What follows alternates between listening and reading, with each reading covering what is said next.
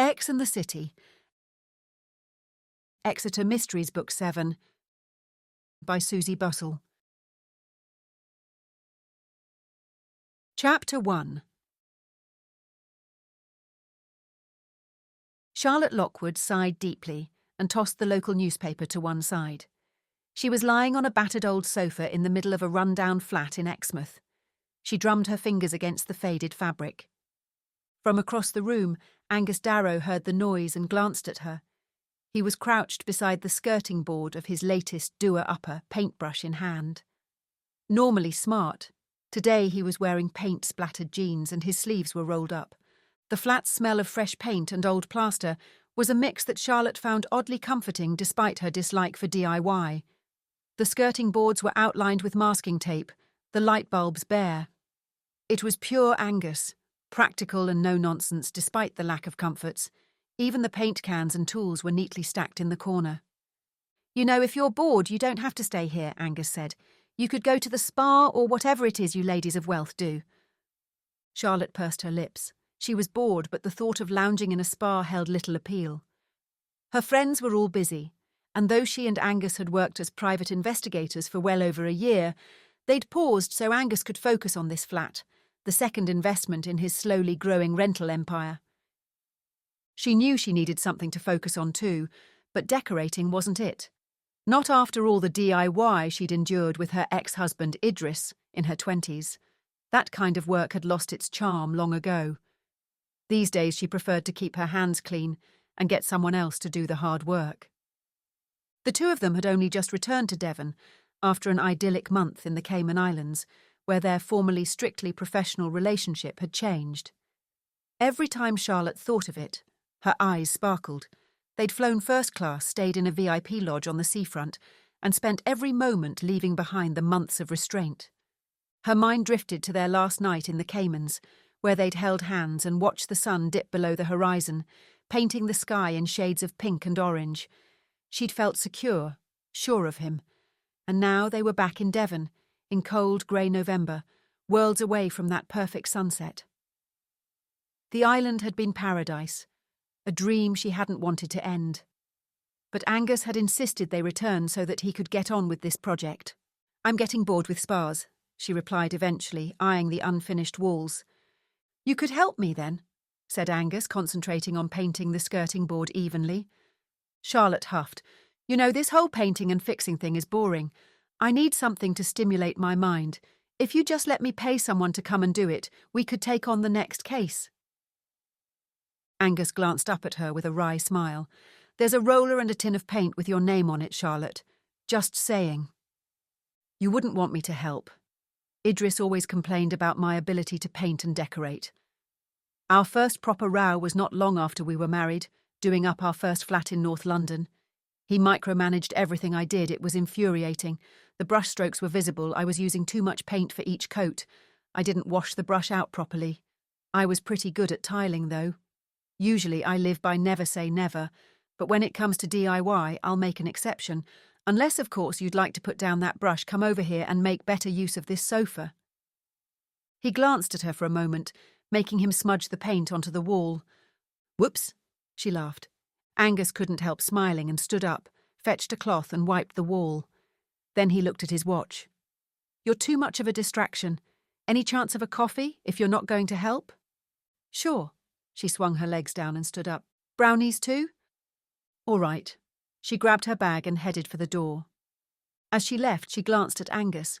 He had already resumed his painting and seemed completely absorbed. Somehow that was both comforting and annoying. Angus stood up and stretched, feeling his back crack. He walked to the kitchen sink and put his brush in a jar of white spirits and pushed on the brush to get the paint out of it. He needed to find a way to get Charlotte out of the flat during the day. Nothing drastic, just a little break while he worked through the renovations. He didn't mind her company, but she was clearly bored, and she was high maintenance when she was bored. He suspected she wouldn't tolerate watching him tackle DIY projects for much longer.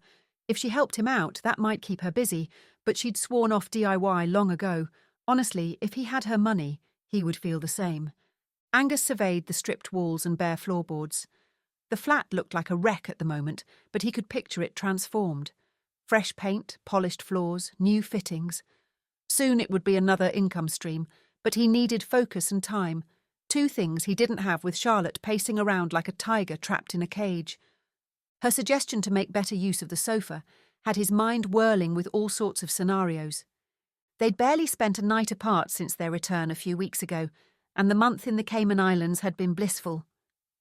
It had been the holiday of a lifetime, made even more special by the fact he was with Charlotte.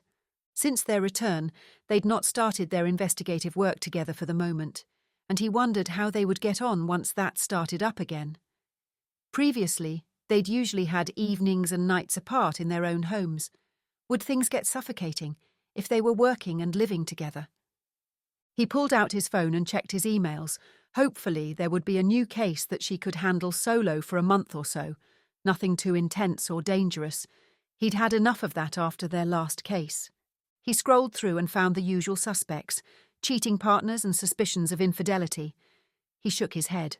Those types of cases could trigger her. They could only be used as a last resort. He scrolled some more. There were 2 separate emails from companies asking to investigate staff members they suspected of stealing. Then a subject line caught his eye. Looking for advice. Museum security question. He opened the email and skimmed it. It was from a woman claiming to be the director of the Victoria Memorial Museum in Exeter, VMM. Angus knew the place well. Situated in the heart of Exeter, it was a well-loved, famous museum, which had been established for over a century as a tribute to Queen Victoria. Packed with artefacts, it was a cornerstone of Exeter's cultural heritage. And it might be just the thing for Charlotte. Chapter 2.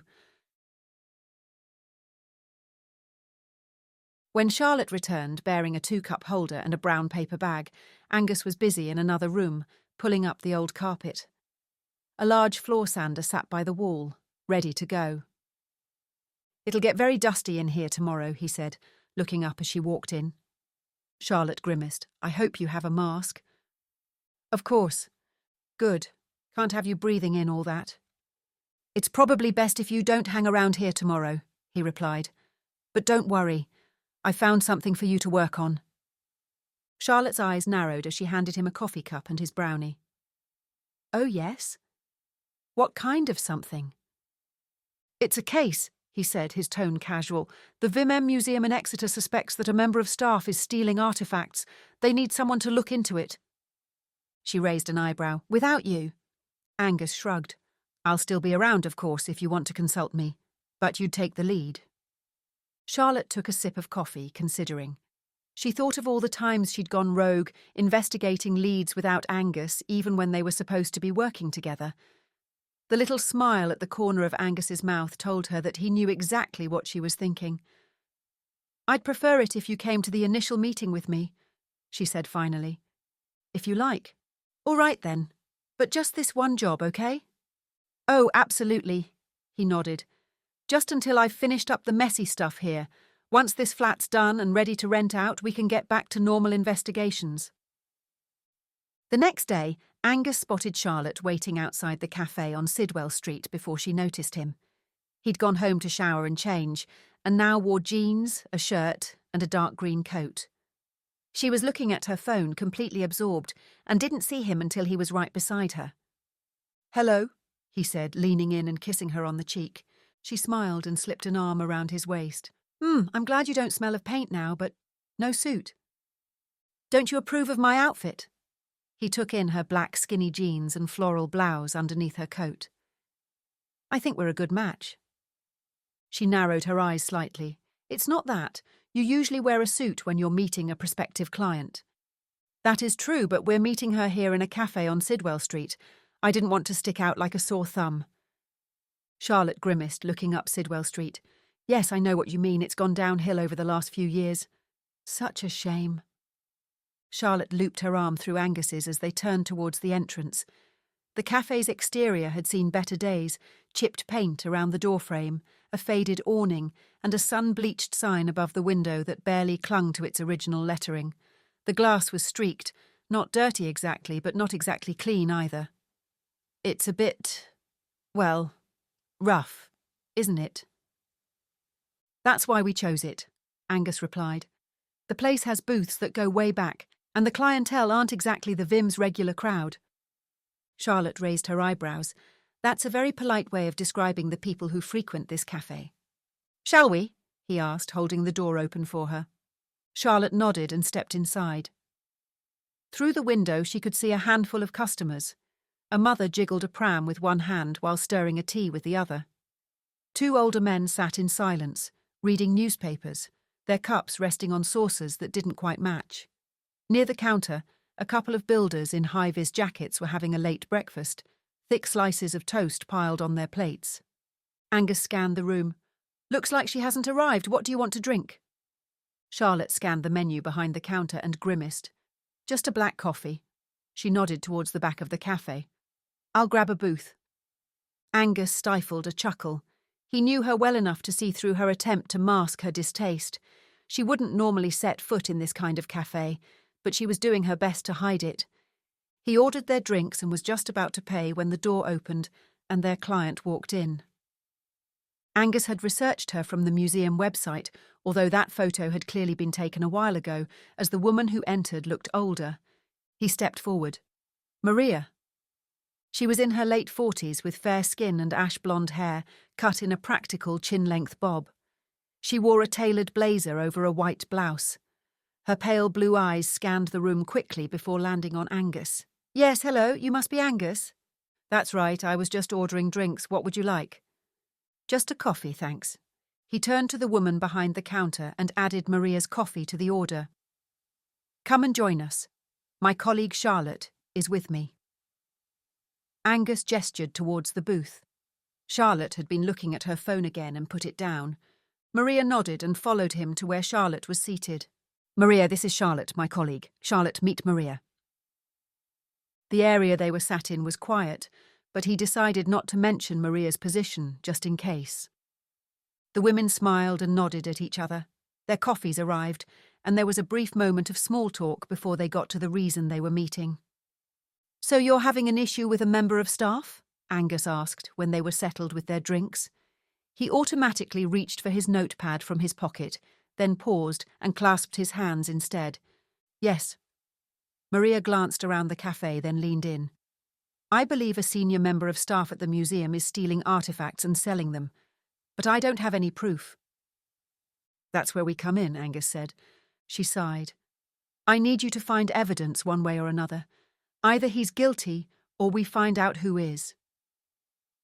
What makes you suspect him? Charlotte asked. Maria lowered her voice still further. I've run the numbers. The only time things go missing is when he's been on duty. And yes, it could be a coincidence, but every time. How long has he worked at the museum? Angus inquired. A couple of months. Not long then, said Charlotte. Tell me, besides the timing of the thefts, is there anything else that makes you think he's involved? Maria shook her head, looking weary. I've reviewed as much CCTV footage as I can, but my time is limited. I have far too much on my plate already. That's why I really need your help. Whether it's who I think it is or not, someone is taking things from the museum. I assume these aren't items on public display, so it's obvious they're gone, Angus commented. Otherwise people would notice. Would they be from the storerooms? That's right, said Maria. I doubt anyone would be so foolish as to steal items directly from the displays. It's the artefacts stored in our stockrooms, mostly in the museum basement or back room. We have a separate storage unit in another part of Exeter, but I'm not sure if anything has gone from there. The last stocktake was over 2 years ago, and we've not got the manpower or money for another at the moment. All I have is Ed Merton, one of our curators, checking his section. He doesn't know about my suspicions, though. What sort of security do you have in the storerooms? Charlotte asked. Just a basic swipe card system. Charlotte frowned. Nothing else? No. Not even cameras in the storerooms? Maria shook her head, her expression apologetic. We have cameras at the main entrances and in high traffic areas, but the storerooms, it's been low priority for years. Funding constraints. Angus leaned forward. So anyone with a swipe card has unrestricted access to it? Basically, yes, Maria admitted. It's something we've been meaning to upgrade, but you know how it is. Most of the cabinets that store the items have locks, but they're pretty basic, and Lord knows how many copies of the keys are out there. There was a long silence. What types of artefacts have gone missing? Charlotte asked. Anything particularly valuable? Maria grimaced. Not extraordinarily valuable, but each item is worth a few £1,000s at least. Nothing compared to some of our more significant pieces, which could fetch hundreds of thousands. But still, she bit her lip, then continued. One example is a collection of Roman coins. They're mostly standard, but there are a few rare ones in the mix. Then there's an Anglo-Saxon brooch from a burial site. We pulled it temporarily to make space for a Roman exhibit, but it was due to go back on display in 6 months. And there's a Victorian pocket watch. Its casing is gold, so it's valuable, but what makes it irreplaceable is its rumoured connection to a notorious criminal. She sighed. It's heartbreaking to think that those things might be in someone's private collection now, and kept from the public. Who discovered these items were missing? Angus asked, his pen poised over his notebook. Former head of collections, Anna Maple. She retired a few weeks ago, not before she noticed the loss of the artefacts. Anything else gone missing? Angus asked. A few other small items. I can give you a full list if you like. Yes, that would help. Is there any pattern to what's been taken? Not that I can tell. Maria leaned in even more. I need you to be extremely discreet, she whispered. If word gets out that our artefacts are disappearing, it'll be all over the headlines, just like what happened at the British Museum. Weren't those artefacts sold online? Charlotte asked. I heard they managed to retrieve a lot of them. They did, Maria replied, but the damage was done. They lost funding, donations dropped, and the public's trust in them took a hit. It's hard enough to run a museum these days, especially with an outdated tracking system. Tracking down missing items is a nightmare. Charlotte took a sip of coffee and then asked, What's the name of the staff member you suspect is taking things? Oliver Chambers. He's the assistant curator for antiquities.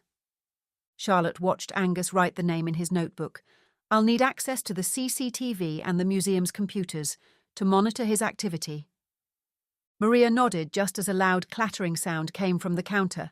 She jumped and wheeled round in her chair. The cafe worker had dropped a stack of mugs. It took some time for Maria's breathing to return to normal. Charlotte and Angus exchanged glances, wondering why she was so anxious. Maria managed a shaky laugh. Sorry, I'm just a bit on edge at the moment. If anyone finds out I've employed you, I could be in trouble. No one else suspects or knows about these thefts? Asked Angus. No, not even the Board of Trustees. I don't want to worry them. I want to nip it in the bud as soon as possible. Maria opened her bag and pulled out an envelope. From it, she took a few sheets of paper. This is his CV, his job description and his references. He's good at his job. His record is spotless. Charlotte scanned the CV. Oliver Chambers, Master of Arts in Archaeology, University College London, specialising in the Mediterranean, Assistant Curator, British Museum. He left just before their artefact scandal, Maria murmured. He claimed it was due to restructuring. That's very convenient, said Charlotte. Before that, he did digs all over Europe as a freelance archaeologist. At VMM, he oversees exhibits, security and artefact loans. Oh, and he's big on repatriation. He's even published a paper on it. Repatriation? Asked Angus. Yes, returning items to their country of origin. Maria's voice dropped even lower.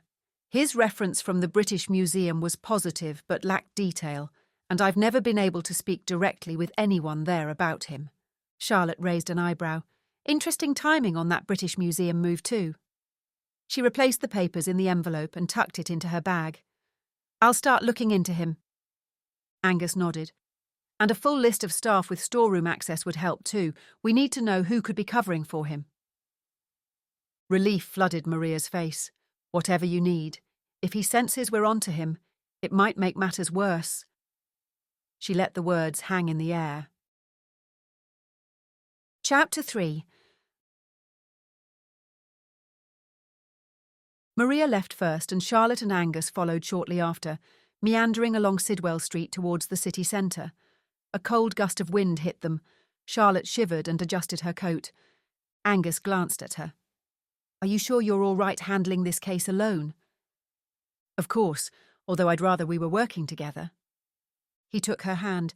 Me too, but I need to finish the flat. By the time I've done that, you'll have wrapped up this case. Then we can take on something new. Her eyes narrowed. You're just trying to get me out of the way. Only to get things done faster, and besides, it will be very dusty. You wouldn't like it. And by your own admission, you've been bored. That's true. Okay, I'll start with the CCTV footage and look into Oliver's background. I don't think I need to visit the museum straight away, but I'll go round it tomorrow just to remind myself of it. It's been years since I've been, and they've had a major refit since then. I bet you've been loads of times. Yes, me and Duncan would go during the school holidays. He liked looking at the preserved insects. I never did, but I'd humour him and then drag him to Gerald. Gerald? The giant stuffed giraffe? Oh yes, I remember that. Poor thing. One day happily eating trees in sub-Saharan Africa, then the next dead and stuffed and put in a museum thousands of miles away. Those Victorians and their obsessions with shooting and stuffing animals. Charlotte shook her head. They reached the corner by John Lewis at the top of the high street and paused at the pedestrian crossing, waiting for the green man. Suddenly, Charlotte turned to Angus, wrapped her arms around his neck, and kissed him full on the mouth. She felt him tense a little, then he relaxed and responded. Mid-kiss, a familiar voice said, "Hello, Angus." They broke apart and turned to see Angus's ex-wife, Rona, a few feet away. Charlotte, still embracing him, gave Rona a tight smile. Rona's left eye twitched slightly. Charlotte loosened her grip, keeping an arm round Angus's waist, and rested her head on his shoulder. "Hello, Rona," said Angus. "Long time no see." "Isn't that the point of a divorce?" murmured Charlotte, just loud enough for Rona to hear. Rona scowled. "I'm just taking a walk on my lunch hour." Angus nodded, encircling Charlotte's waist with his arm. "How are you? You look like you've been on holiday, judging by that tan." Rona kept her eyes on Angus, seemingly ignoring Charlotte. "Corfu. Got back last week. I've always wanted to go, but you never took me. It's a lovely island." She scrutinised him. "Have you been away? I don't think I've ever seen you that tanned." "We went to the Cayman Islands," said Charlotte, butting in before Angus could answer. "We got back a couple of weeks ago." Rona's left eye twitched again. "Must be nice if you can afford it." "Oh, it is an amazing place. Very exclusive. We stayed for a month." Another awkward silence followed, thick with tension. "I went with friends," Rona said eventually. "Not Malcolm?" Angus asked. "No, not Malcolm." Her expression tightened. "We've split up and he's moved out. That's why I went with friends, to get over the breakup."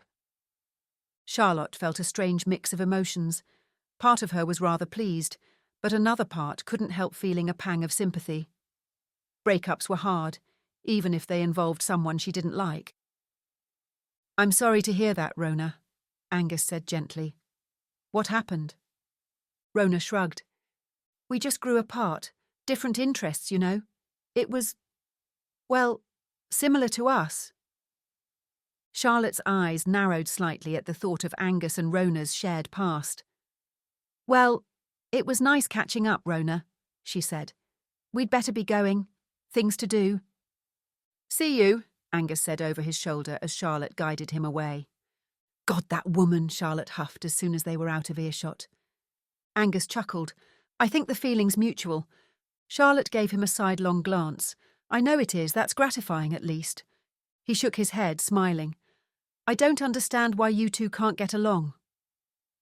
Charlotte stopped dead. A couple walking behind them huffed when they almost collided. "Honestly, Angus, do you really mean that? She's your ex-wife. Ex, past, former, estranged, old, used to be, prior." Angus raised his hands in surrender. Okay, you've made your point, and you've got the whole synonym thing nailed. The only thing I'm grateful to Rona for is divorcing you. Other than that, I'm perfectly happy to despise her. And you can't talk. You haven't exactly asked Idris out for drinks, have you?" "Touché," said Angus. "Should our paths ever cross again, I'll be keeping my distance." "See? It works both ways." They continued walking along the high street, sidestepping a group of tourists. "Let's talk about something else," said Charlotte after a while. "I'd rather our exes didn't ruin a perfectly good day. They've both done enough of that in their time. Let's get back to the case." Angus mused for a few moments. Something's definitely off here. These artefacts are disappearing without a trace. That's not incompetence, it's careful planning. Someone on the inside must be helping. Exactly, said Charlotte. And since this has been going on for at least a few months, since Oliver started something or someone must have kicked it all off. Either a new face at the museum, Oliver, or someone who's been around a while and only recently started making things disappear. Perhaps they knew where Oliver had come from and thought he'd be under suspicion. Charlotte frowned. Why call us in now, though? Suddenly it's a priority. It feels as if there's more to this than a few missing trinkets. Angus nodded. The museum is well over 100 years old. I bet it's got all sorts of secrets. Sometimes it's not just about what's missing. It's about what they're trying to keep hidden. Could a rival museum be involved? Charlotte asked. Is there even a rival museum in the area? Angus thought for a moment. No, Vim is the largest museum in the southwest. Nothing else nearby is on its level. Maybe not, but there's the Ashmolean in Oxford. Charlotte began counting on her fingers. The National Museum in Cardiff is only about 2 hours away.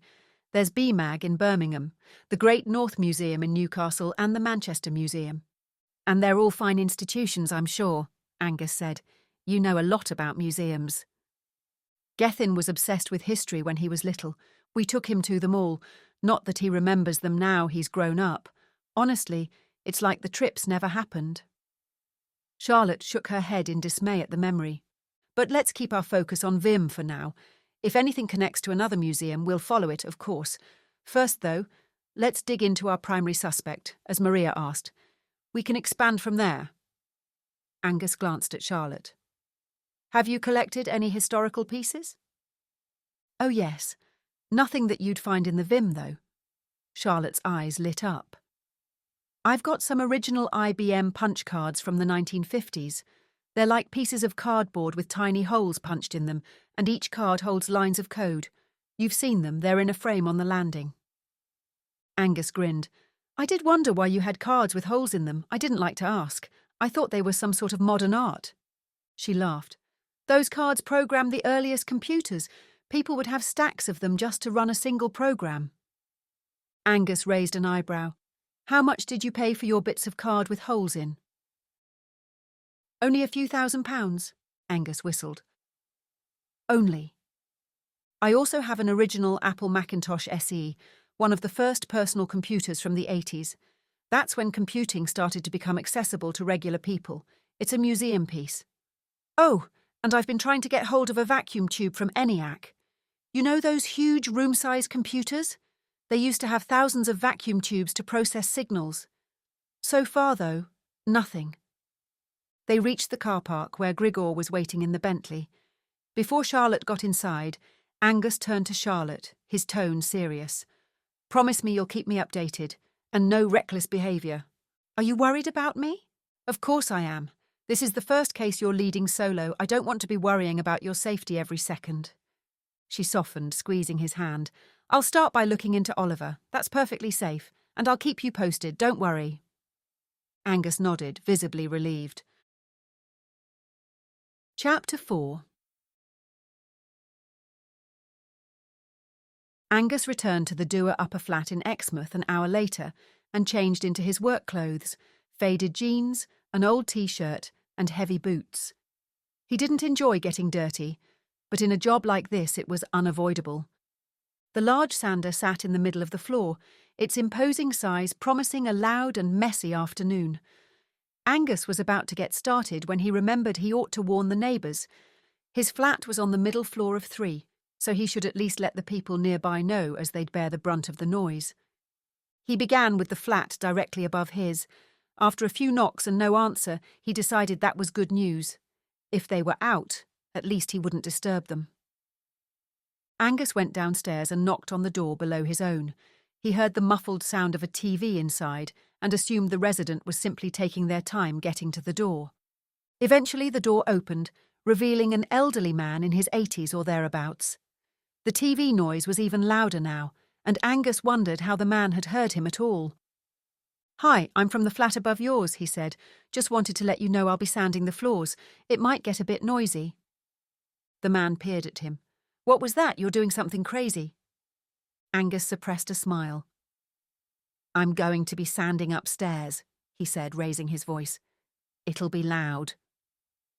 As he spoke, he pointed upwards, then did a mime of operating a sander. The man turned his head slightly, exposing a hearing aid. If he didn't get the message after one more try, Angus decided he'd fetch some paper and write it down. You'll have to speak into this ear, the man said, pointing. The other one's gone. Angus delivered the warning one more time. The man's face finally lit up with understanding. Oh, a sander. I thought you were going to mow the lawn. He repeated Angus's mime.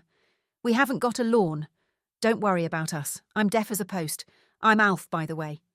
He jerked his thumb at an elderly woman who had appeared behind him. And that's my wife, Barbara. Angus held out his hand. Nice to meet you, Alf. Barbara, I'm Angus.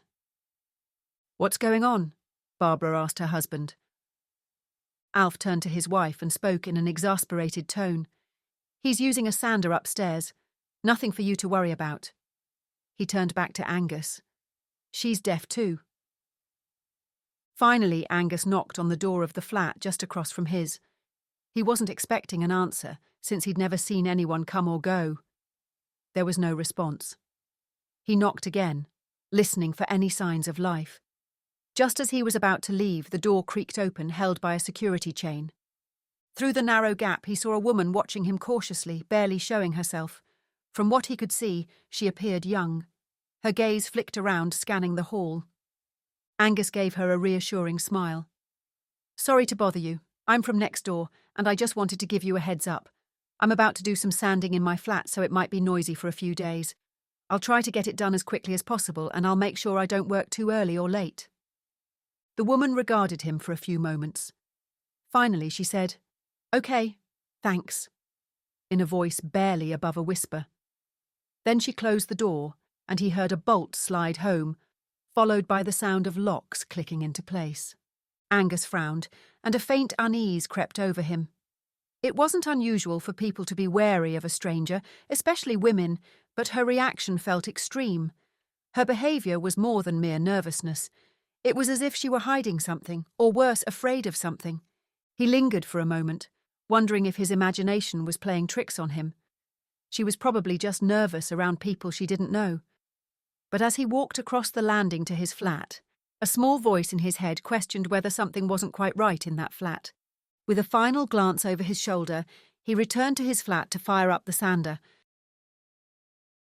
Chapter 5.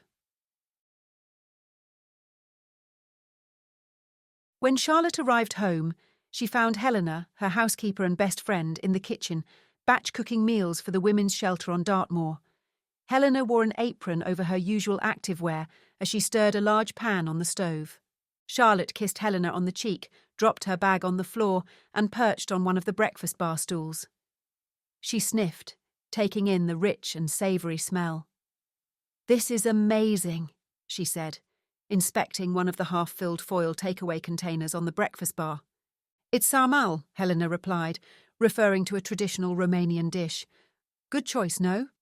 "Very good. Romanian cabbage rolls are one of my favourites, and I don't usually like cabbage." Charlotte smiled, watching her friend stir the pot. "You're a fantastic cook." Helena grinned. "I know. I cook often for the shelter, so I must be." She gave Charlotte a sly look. "Where's Mr. Angus?" Charlotte sighed. "Back at the flat, doing DIY. He wanted me out of the way, so he handed me a case. He didn't say that, not in so many words, but I know what he's up to." She paused for a moment. "He thinks I don't realise, but I do. I can read him like a book."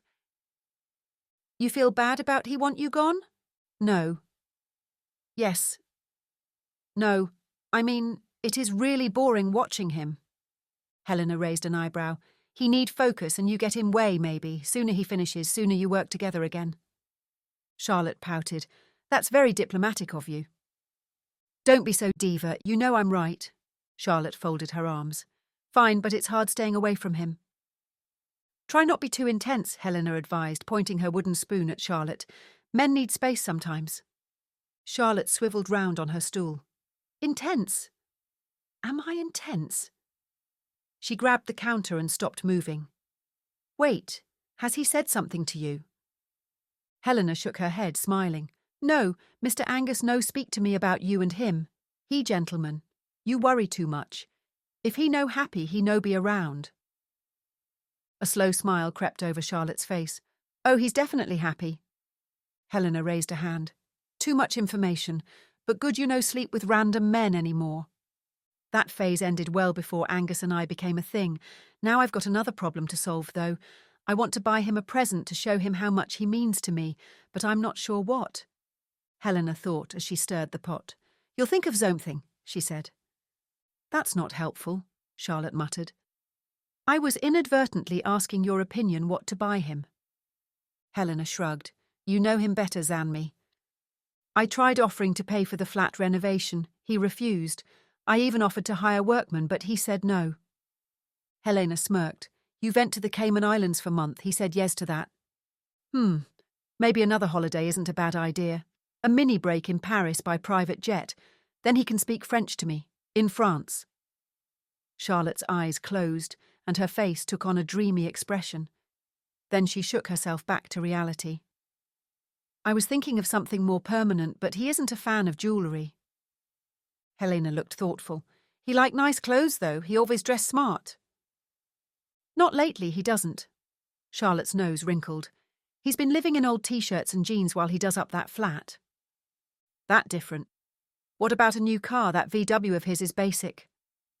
Charlotte pondered. I thought of that, but he actually likes that car.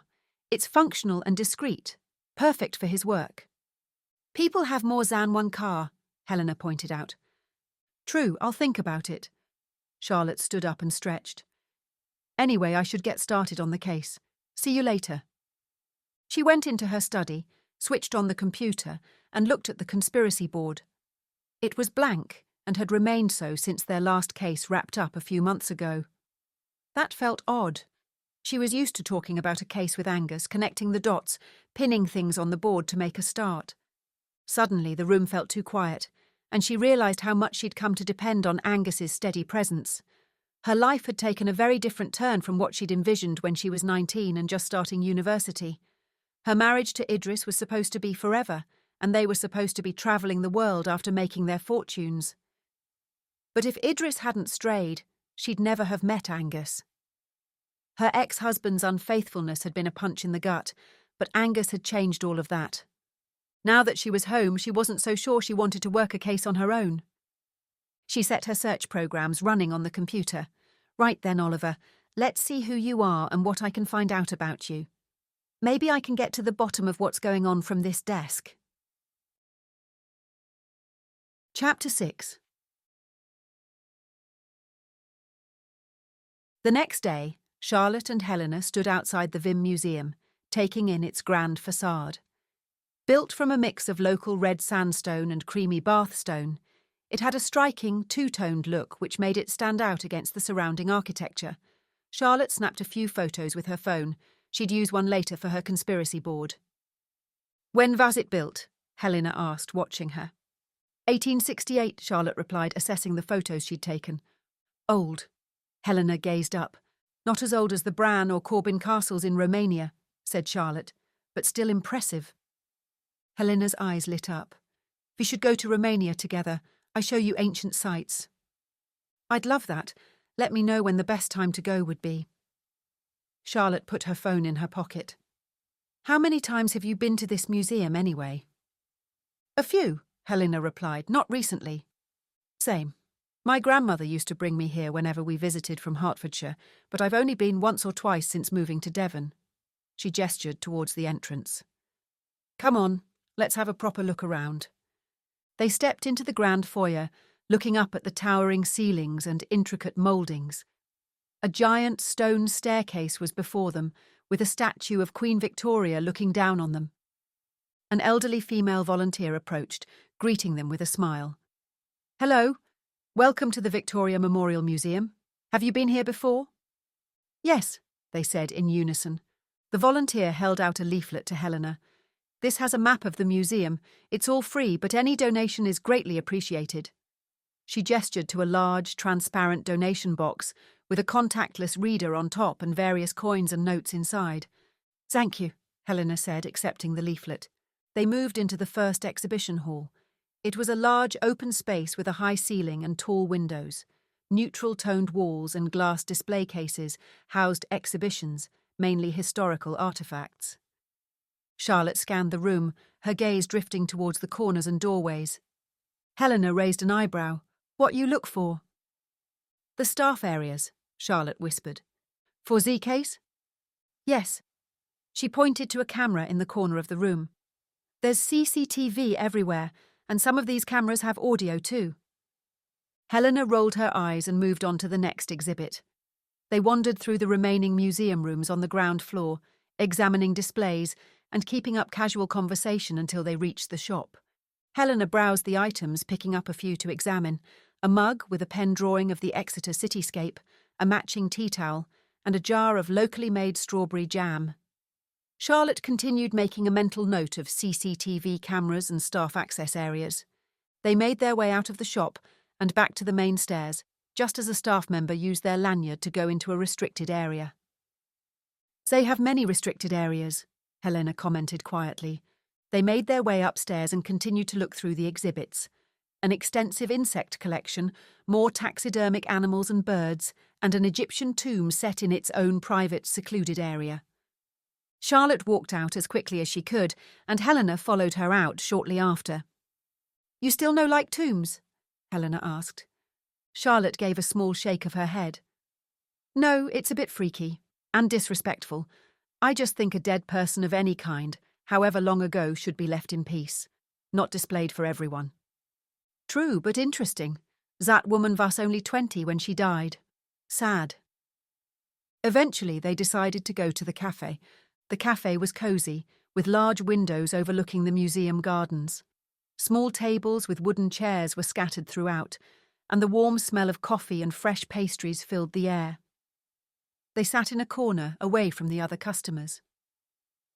"You find everything you need?" Helena asked, taking a sip of her coffee. "Almost," Charlotte replied. "I could really do with a look behind the scenes, but I'll have to make myself a fake pass for that." Helena frowned. "Can't person who hired you give one?"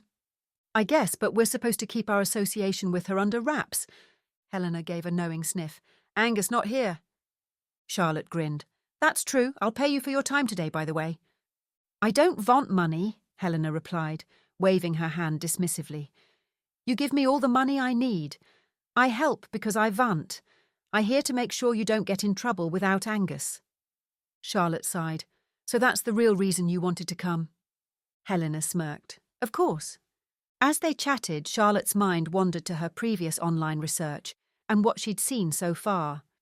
There were a lot of potential suspects, staff with access to the museum's storerooms. Tracking the artefacts electronically might be her best option, some sort of tag, but it would have to be small and would really only be possible on larger items. She knew it would take more digging to figure out who was behind the thefts, or whether Oliver was involved.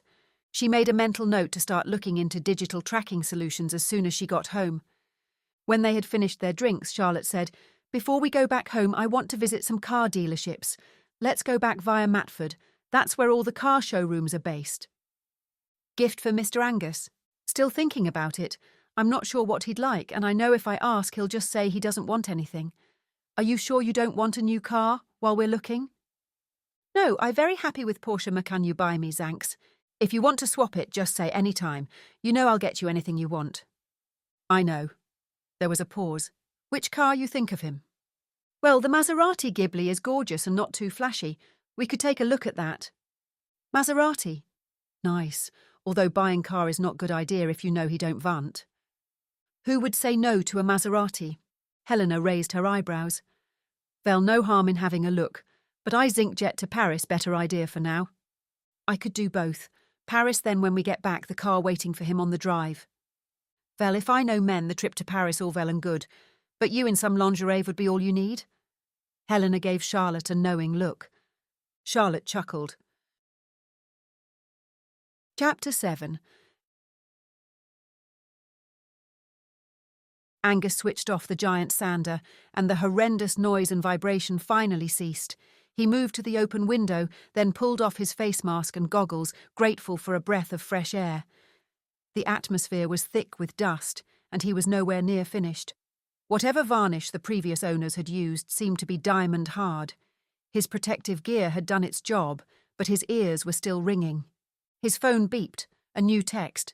He pulled it from his back pocket, but before he could read the message, he caught sight of a figure directly below him, leaving the building. A short woman in a baseball cap and plain coat walked briskly down the street, her head down. Perhaps she felt his gaze.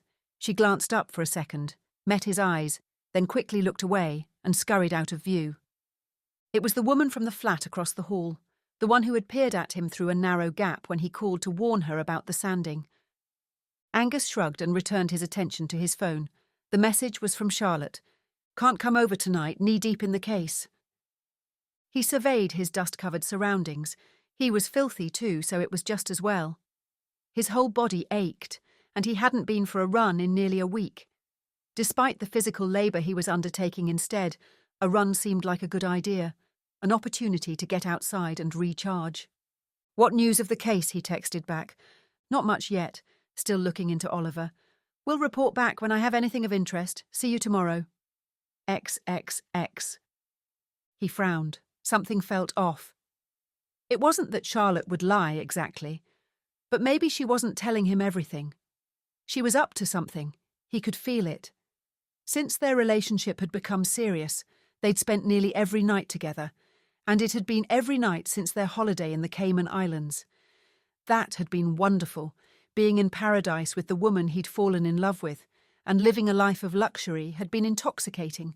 Most of the time Charlotte had come over to Angus's house in Pennsylvania and stayed the night, even though her house was 3 times as big as his. She didn't seem to mind. He didn't either.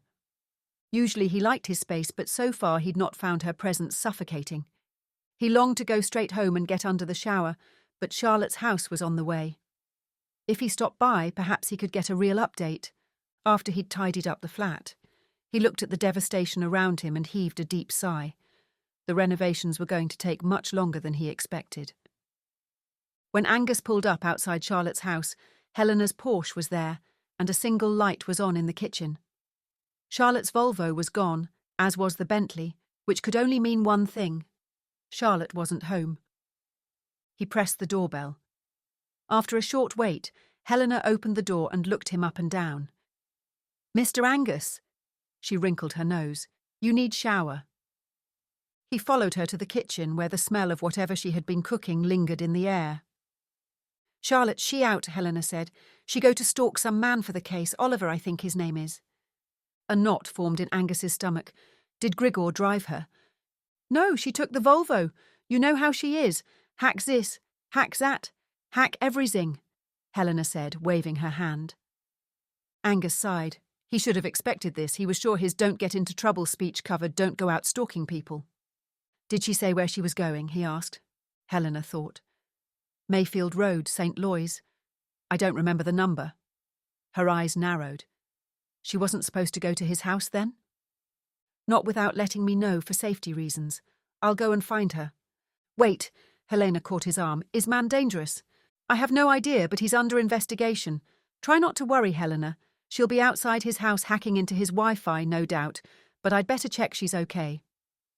It took 20 minutes to reach Mayfield Road.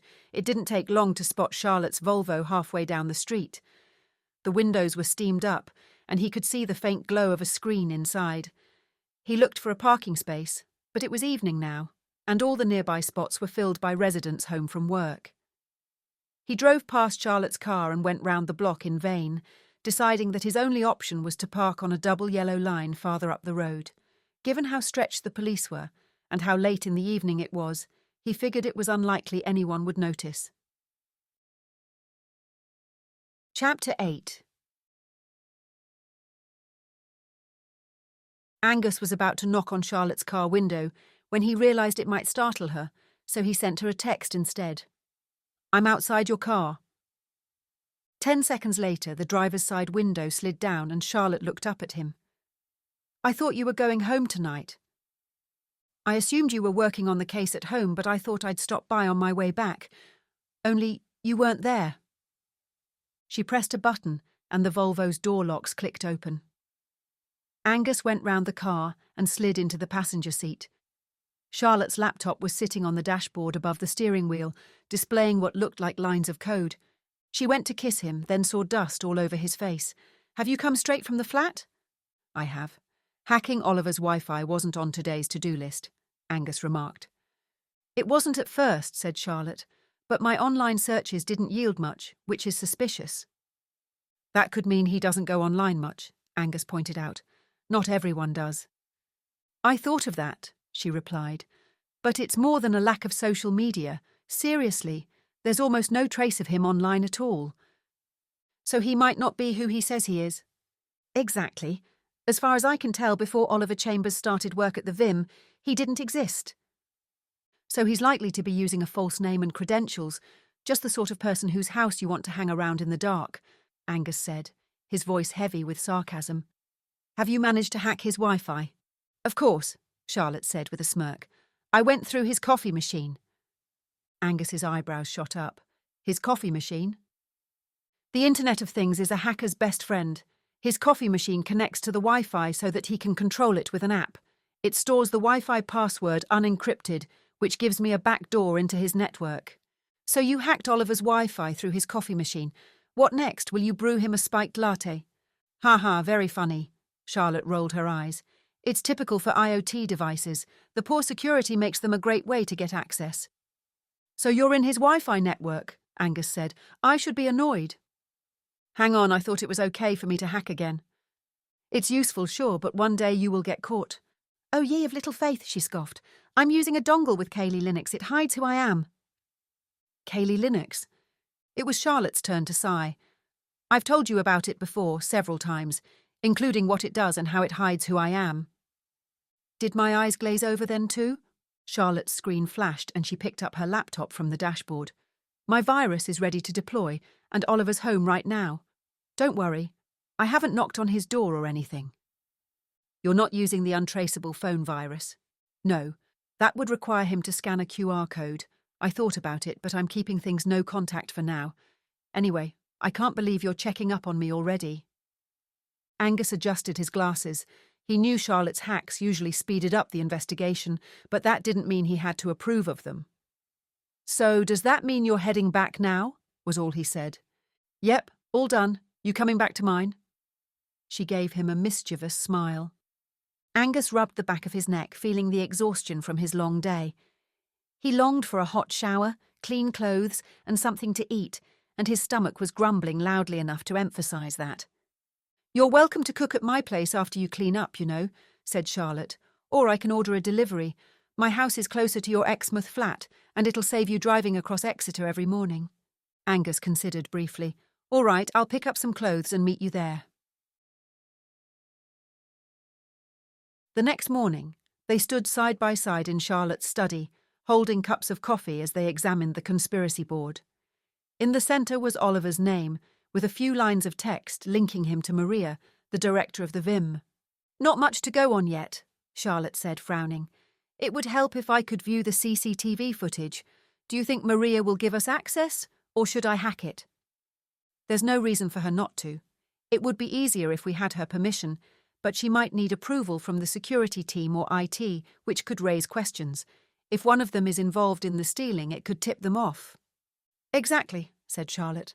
"I need to get behind the scenes. If I can, I'll plant discreet cameras in areas the CCTV doesn't cover, especially the storerooms."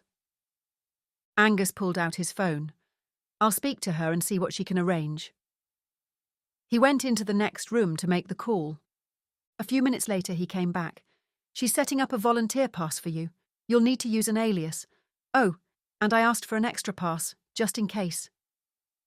Charlotte's brow furrowed. "I thought you were focusing on doing up your flat." "I am, but I thought either Grigor or Helena could go with you. Helena will. She came with me yesterday when we popped in for a mooch about." Angus looked up. "You went to the museum yesterday. You didn't mention that." Charlotte shrugged. "I forgot. We just had a casual look around. It was very low-key. I just wanted to get a feel for the place. It's been years since I've visited. Angus walked to the window and took a sip of coffee, his back to Charlotte. What's wrong? Charlotte asked. You only stare wistfully out of the window when something's bothering you. Angus sighed. I don't want you getting into trouble, Charlotte. You take too many risks. She moved closer and put an arm round his waist. I won't get in trouble, promise. I'll just be another volunteer. No one will know what I'm really doing. I'll start by scouting the best spots for hidden cameras and keep an eye on Oliver. That's what worries me, Angus muttered. I'm not going to stalk him if that's what you're worried about. And even if I did, the artefacts don't disappear often enough for me to catch him in the act. She wrapped her arms around him, resting her head on his shoulder. It's sweet that you're concerned, Angus, but you don't need to be. Everything I'm doing is in broad daylight, and the VMM is a busy place. Angus pulled her closer. He was starting to wonder whether he should abandon the flat for the time being and help her. Had he been too eager to get her out of the way? They were interrupted by Helena coming into the room. Ah, such a sweet sight to see you two finally come together. They both turned and smiled at her. You say that almost every day, Charlotte said. I know. Helena shrugged. But it's true. Angus changed the subject. Are you both ready for today at the museum? Yes, Helena said. I will be Daciana Ballen. And I'm Bridget. Bridget, Angus repeated. Like Bridget Jones? Not Bridget Jones. Charlotte went slightly red. It's the name I used when I was younger and went to nightclubs and didn't want to give some drunken man my real name. It's Bridget Wiltshire Green. She said the last part with a posh accent. Double-barreled, eh? Angus couldn't help smiling. It suits you. Charlotte gave a self-satisfied nod. I know. Charlotte Lockwood Darrow suits her more. Helena put her hand on her hip and waited for their reaction. Angus coughed and Charlotte moved over to her desk. Shall we get going, Helena? Chapter 9. Charlotte and Helena entered the museum once again, this time as official volunteers. They were under strict instructions not to speak to or acknowledge Maria while they were there, a condition Charlotte was perfectly fine with. She had a clear plan for her first volunteer session, scope out locations for the hidden cameras and get to know the restricted areas. The day before, she'd studied the museum's behind-the-scenes floor plan, noting areas that might need surveillance, and had taken delivery of a set of tiny, discreet cameras. The pinhole models would be nearly impossible for anyone to detect. Finding the thief, however, was another challenge entirely.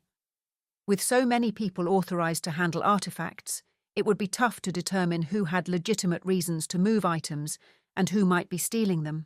Charlotte suspected this wasn't just a matter of catching a thief, but also of implementing a better security system. From what Maria had told them, the storage areas were locked, but there wasn't much of a system in place for tracking who had accessed what, and no clear record of key holders. Angus had been firm in his advice to Maria. They needed a more robust system, since making it harder for thieves was the best way to discourage them. However, that would require time, effort, and resources, and Maria had none of those. Therefore, they had to work with what was available.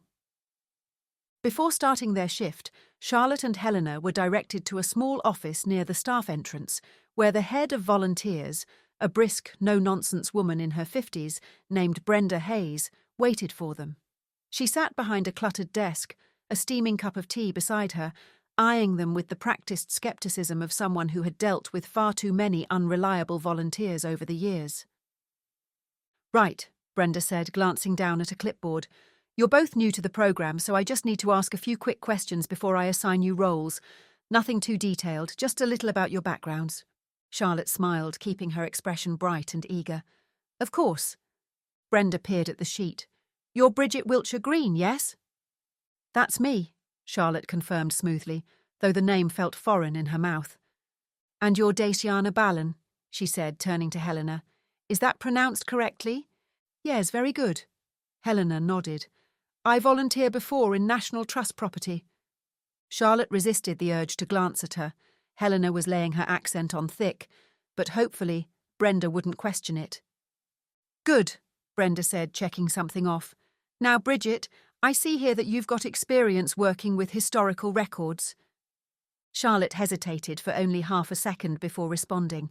Yes, I worked on a local history project back in Norfolk, mostly cataloguing and preserving documents. She wove her lie with the ease of someone used to making up identities on the fly. Brenda nodded approvingly. Good. We need more people who understand archival work. She turned to Helena. And Daciana, you said you've done volunteer work before. Helena nodded again. Yes, at the Old House Museum in Bath. I help with exhibitions, talk to visitors, things like that. Brenda looked at her clipboard again, then sighed. All right, well, just so you both know, we've had some real flakes lately. People sign up and then never show again, so I hope you two are serious about committing for at least a few shifts and for at least 6 months. Absolutely, Charlotte said with conviction. Good. Bridget, I'll put you on artefact inventory duty today. Daciana, you'll be stationed in the West Wing exhibit hall, keeping an eye on visitors and answering any questions. Don't worry if you don't know. You can just direct them to the information desk. Charlotte and Helena both nodded, accepting their assignments. Right, Brenda said, standing up. I'll need to run through some safety information with you, what to do in case of a medical emergency, where the fire exits are, etc. Then I can show you to your stations. And welcome to the team. Charlotte smiled, thanked her, and they followed her out of the office. So far, so good. Now, they just had to make sure they weren't caught snooping. Helena was assigned to sit in one of the exhibition rooms, which currently hosted a temporary display of quirky modern art installations.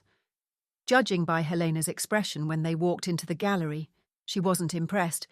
Once Helena was settled, Charlotte was taken to one of the storerooms. Her task was simple. An inventory check of the artefacts stored in each drawer. She'd been given an iPad listing the items per drawer, with instructions to mark anything that was missing and note any extra items. The storeroom was quiet, almost eerily so, which suited Charlotte perfectly. It was also cool and dry, the carefully controlled environment designed to preserve fragile artefacts. Tall metal shelving units stretched from floor to ceiling, neatly packed with archival boxes, labelled crates, and dust-proofed artefacts wrapped in conservation-safe fabric. Some shelves held delicate pottery, fragments of Roman tiles, or trays of catalogued coins, while others contained larger, more cumbersome items, wooden chests, intricately carved furniture, and even a few taxidermy specimens, their glass eyes dull in the dim lighting. Everything was meticulously ordered, yet Charlotte couldn't shake the feeling that something was out of place. If artefacts were being stolen, they weren't simply plucked off open shelves. It had to be happening through careful, precise movements. The trick was figuring out how. She was sizing up the storeroom when the door opened and a man walked in. He was the picture of a museum curator, wearing thick, tortoiseshell-rimmed glasses, a tweed jacket with elbow patches, and corduroy trousers. You must be the new volunteer that Maria's roped in for inventory, he said, not quite managing, or possibly not bothering, to hide his annoyance. Ed Merton, Director of Curation and Preservation, and also the curator of this section. Normally I'd handle this work myself, but I've got a plethora of things to get on with. Charlotte gave him her pleasantest smile and held out her hand. Bridget, happy to help out. Ed gave her hand a quick, perfunctory shake, his mouth a tight line. Yes. Well, the inventory has to be precise. One wrong entry could set the cat amongst the pigeons. Charlotte nodded. I understand, Mr. Merton. I promise to be as precise as possible. I'll demonstrate with drawer B7. He eased open a drawer. Inside was a collection of items stored under glass, accessible only with a key. So, B7 here has a Honiton lace wedding veil, a handkerchief and several other lace items. He held his hand out, asking for Charlotte's iPad. She handed it over. He touched the screen a few times, then gave it back to her. Just count them up, 1, 2, 3 and so on, and mark them as correct. Then press save. Got it? Charlotte nodded. Got it. He stared at her for a moment. Then she realised he was waiting for her to mark them off. Oh, sorry. She tapped on the checkbox and then save. He nodded approvingly. Good, why don't you try drawer B8? Charlotte closed B7 before opening B8, which was directly below it. Inside were more delicate lace items under glass, each tagged. She consulted her list.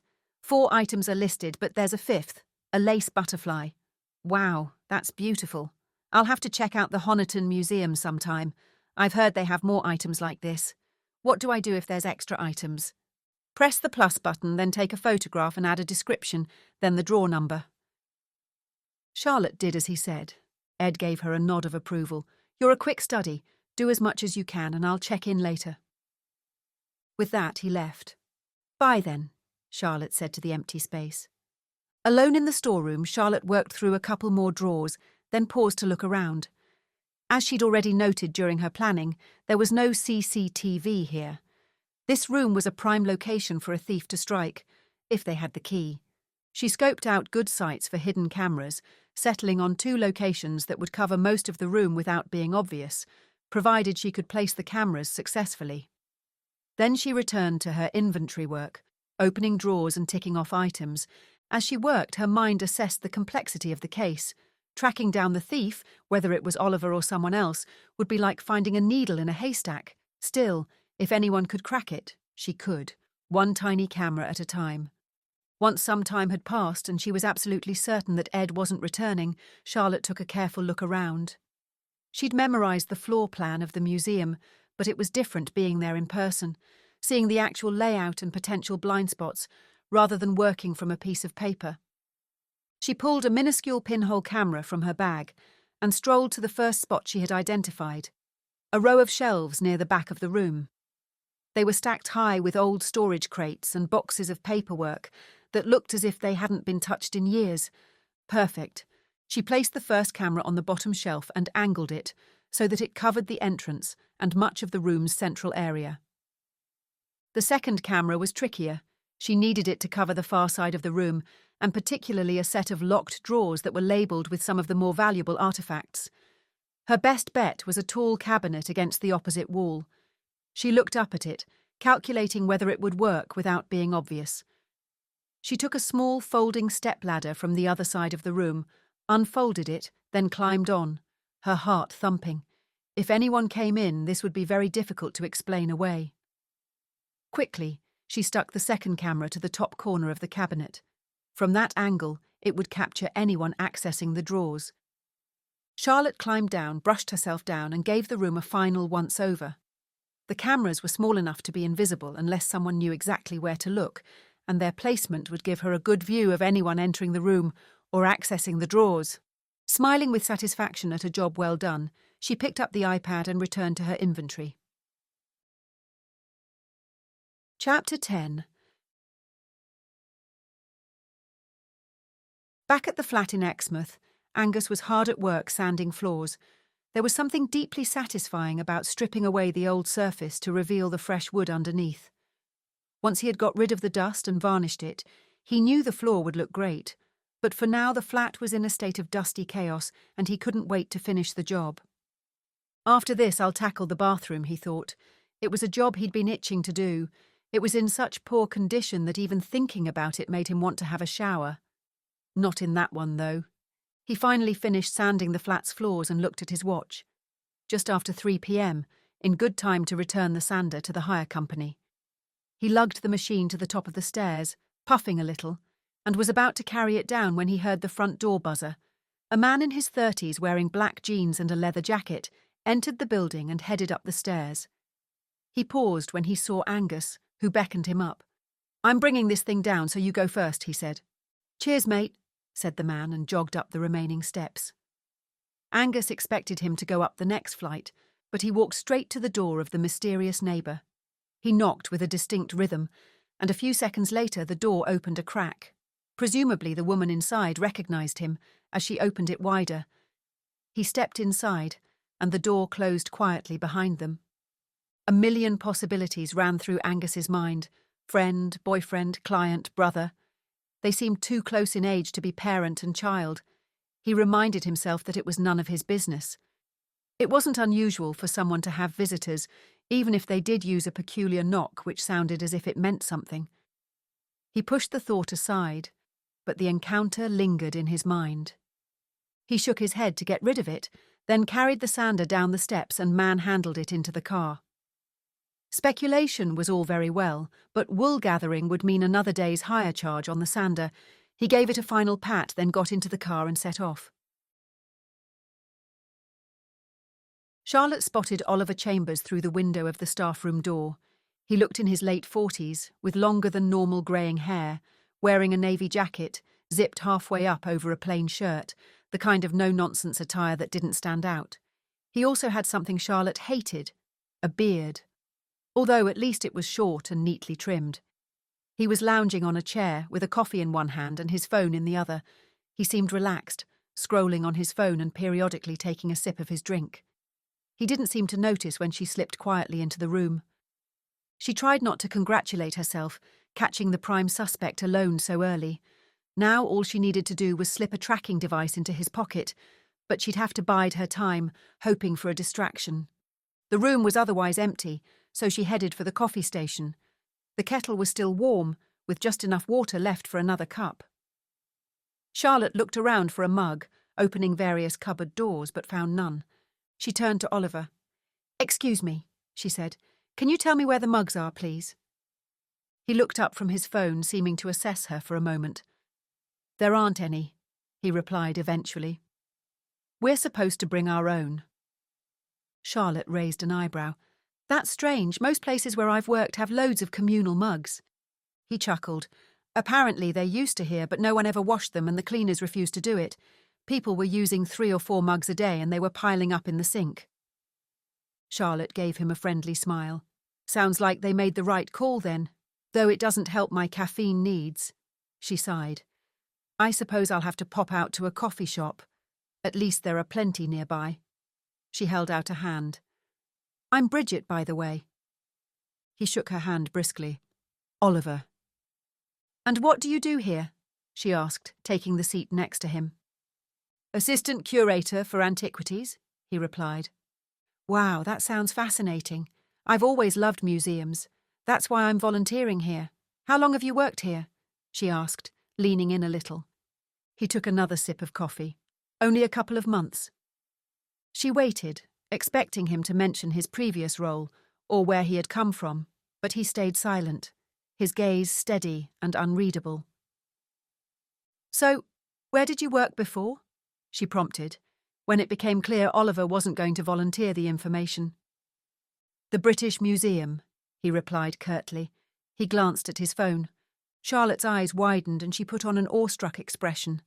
"Oh, wow, that's incredible. I love that place so much."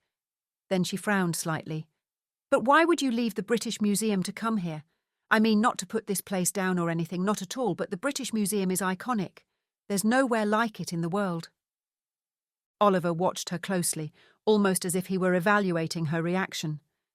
"Spreading the expertise," he said finally. "That's only fair. Can't keep it all in one place. They needed a bit of help here, so I stepped in." She nodded, but her brain was whirring. Something about Oliver Chambers made her uneasy. She couldn't say what exactly, but alarm bells were going off in her mind.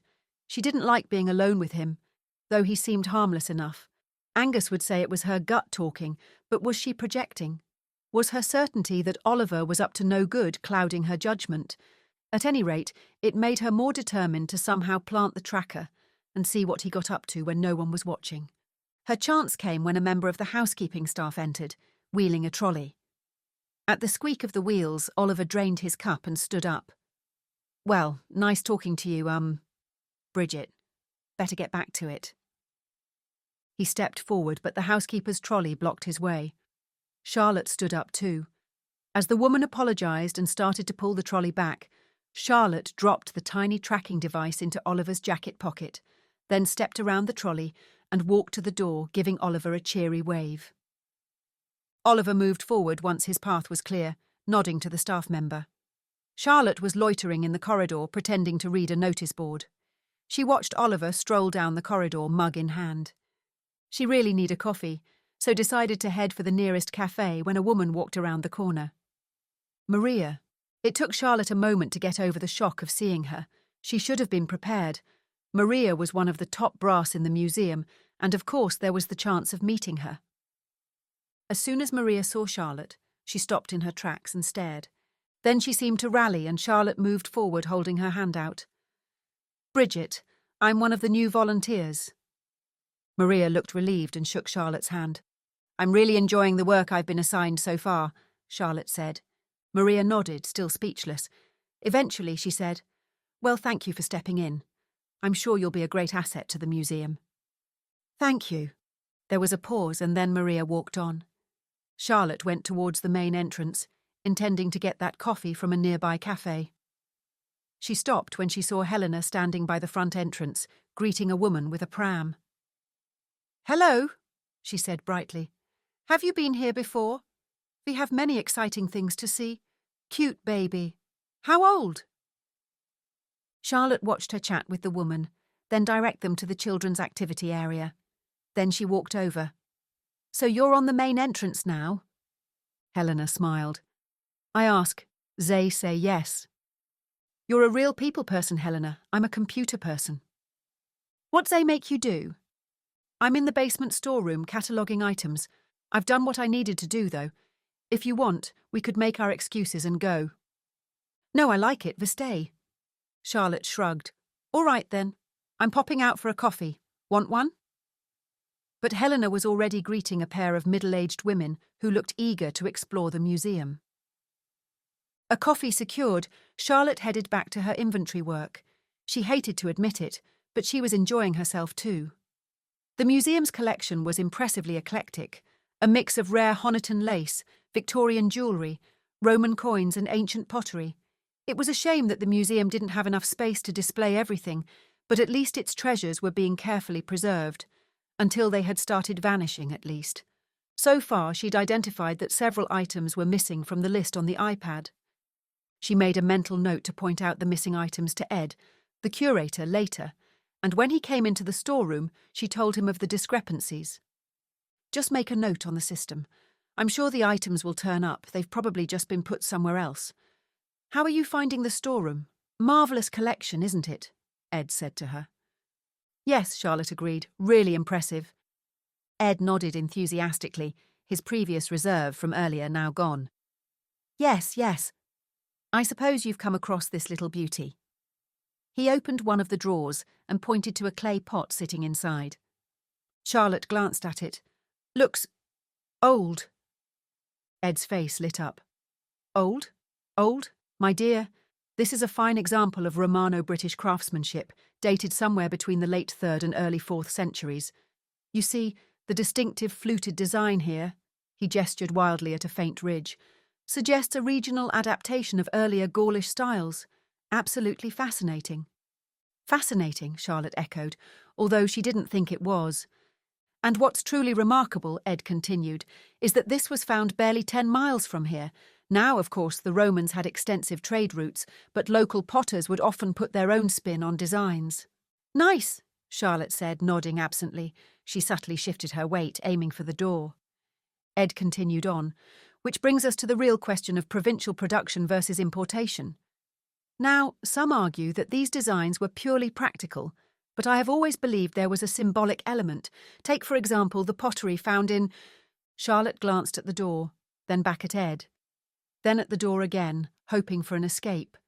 Her mind drifted for a moment, then back to Ed. "And that's why I spent a good 3 years arguing with that absolute buffoon from Cambridge over the regionality of these pieces. Honestly, to claim this was anything other than local was ridiculous." "Yes, ridiculous," Charlotte said, glancing around in desperation. "That is very interesting." Ed beamed. "Isn't it just? I could show you several other items of similar design found in Dartmouth."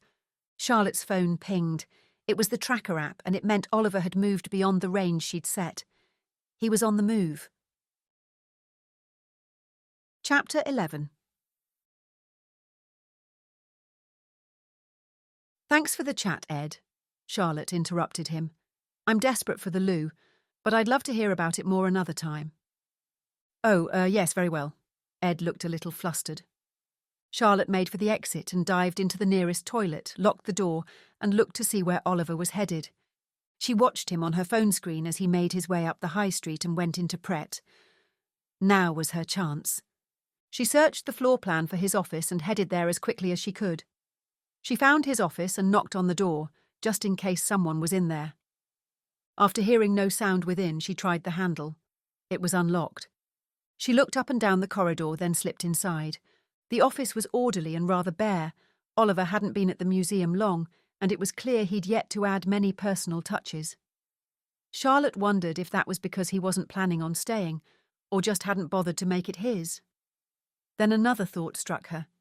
Maybe it was because he didn't want to give anything away about himself. A sturdy wooden desk dominated the room, its surface mostly clear except for a neatly stacked pile of papers and the computer. There was a tall metal filing cabinet against one wall. She tried it, but its drawers were locked. A bookshelf on the opposite side had a small selection of a few well-worn archaeology texts. First things first, she needed to plant a bug to record everything going on in the room. It would have to be tiny, much smaller than the last one. She glanced around the room, but options were limited. The ceiling light was a fluorescent strip which couldn't be reached easily, especially given the high Victorian ceilings. It being so sparse, didn't have enough books to hide the device. That left under the desk. Not ideal, but it would have to do. She knelt down, examining the underside of the desk for a spot to conceal the bug. Then, without any warning, the door opened. Charlotte froze, her heart pounding. Shit! What excuse could she possibly use for being under Oliver's desk? Keep still, she told herself. Maybe whoever it was won't notice you and go away. She squeezed her eyes closed, as if not seeing whoever it was meant they wouldn't see her. Unless it's Oliver himself. Then the game's up. Hello? Said a voice she knew. Charlotte? Charlotte exhaled sharply in relief and scrambled out. Helena, you nearly gave me a heart attack. Helena stood in the doorway grinning. I see you come in. I wonder if you need help. Shut the door, Charlotte whispered. I thought you were Oliver. Helena closed the door, chuckling. Relax, I'm not him. Well, as it happens, I do need help. I've just planted a bug, but now I need to hack his computer. I need you to keep an eye on Oliver. She checked her phone for Oliver's location. He'd left Pret and moved to a nearby gaming cafe. He's at the Games Palace, she said, glancing up. Then handed Helena her phone. Oh, I know it, Helena replied. They have arcade games, VR, the whole works. Odd choice for a museum curator's lunch break, Charlotte muttered. All right, let's see what we've got here. She touched the keyboard and the computer screen lit up. A password prompt flashed on the screen. Of course it's password protected. She sighed. All right, let's try a few guesses. She typed in a few common passwords, but each attempt failed. I'm not sure how many more attempts I can try without it flagging with the network manager. Helena leaned over her shoulder, watching. He has strong password, no? Annoyingly, yes. Charlotte huffed. I'll have to monitor the packets from this machine. She pulled out a dongle, disconnected the network cable from the computer and plugged it into it, then reconnected them. This device will let me monitor network traffic and capture any logins or other information sent through it. Helena frowned. Everything. Just on this computer. It won't give me access to the museum network, but that's okay. I just need to see what Oliver is up to. She checked it once more, then straightened up. Okay, let's go, she whispered, her heart racing. The setup was complete. All she could do now was wait for Oliver's return and hope that her efforts paid off.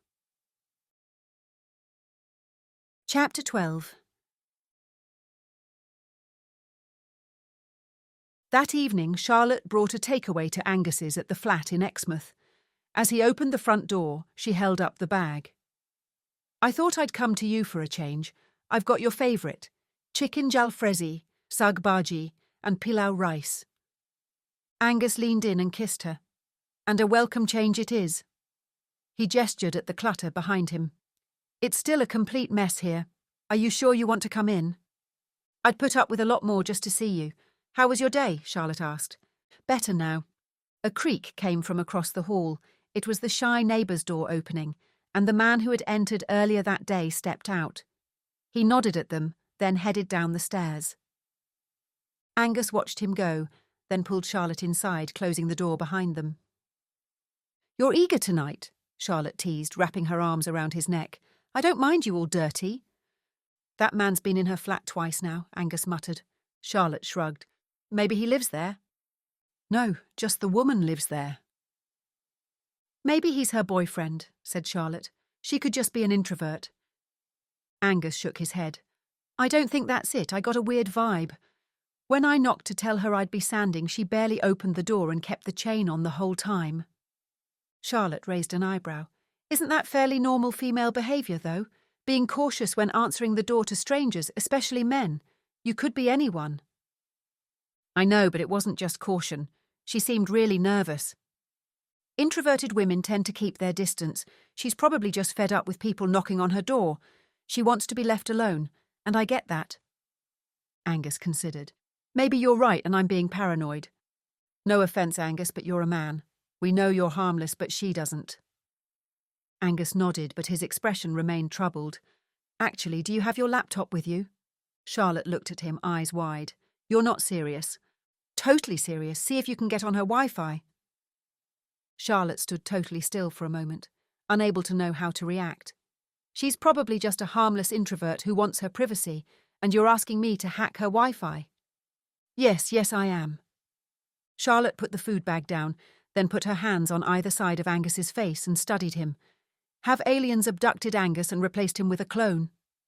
No, he said, though that did raise a smile. Maybe we should have a code word, she mused, in case either of us starts acting totally out of character. With all the AI and voice cloning around these days, we need to make sure we're actually talking to each other and not a fake. How about firewall? Firewall, Angus repeated. Perfect. Now go on, hack her Wi-Fi. Angus disappeared into the kitchen to find cutlery, and Charlotte took her tablet out to start her sleuthing. Only then did she look around for somewhere to sit down. Where shall we eat? She said. A few moments later, Angus reappeared and handed Charlotte a fork and some spoons.